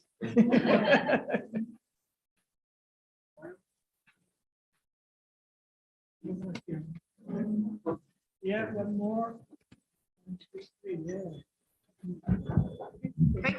I want to say for join us as a professor, what we can do as academy. I think the vision to share what we know to our students, our community, and also as an academy, we wanted to provide local support, housing and transportation, and some small stipend. Thank you very much. But when you travel to Boston, you will consider you have academic home and friends and students. Thank you very much. Thank you.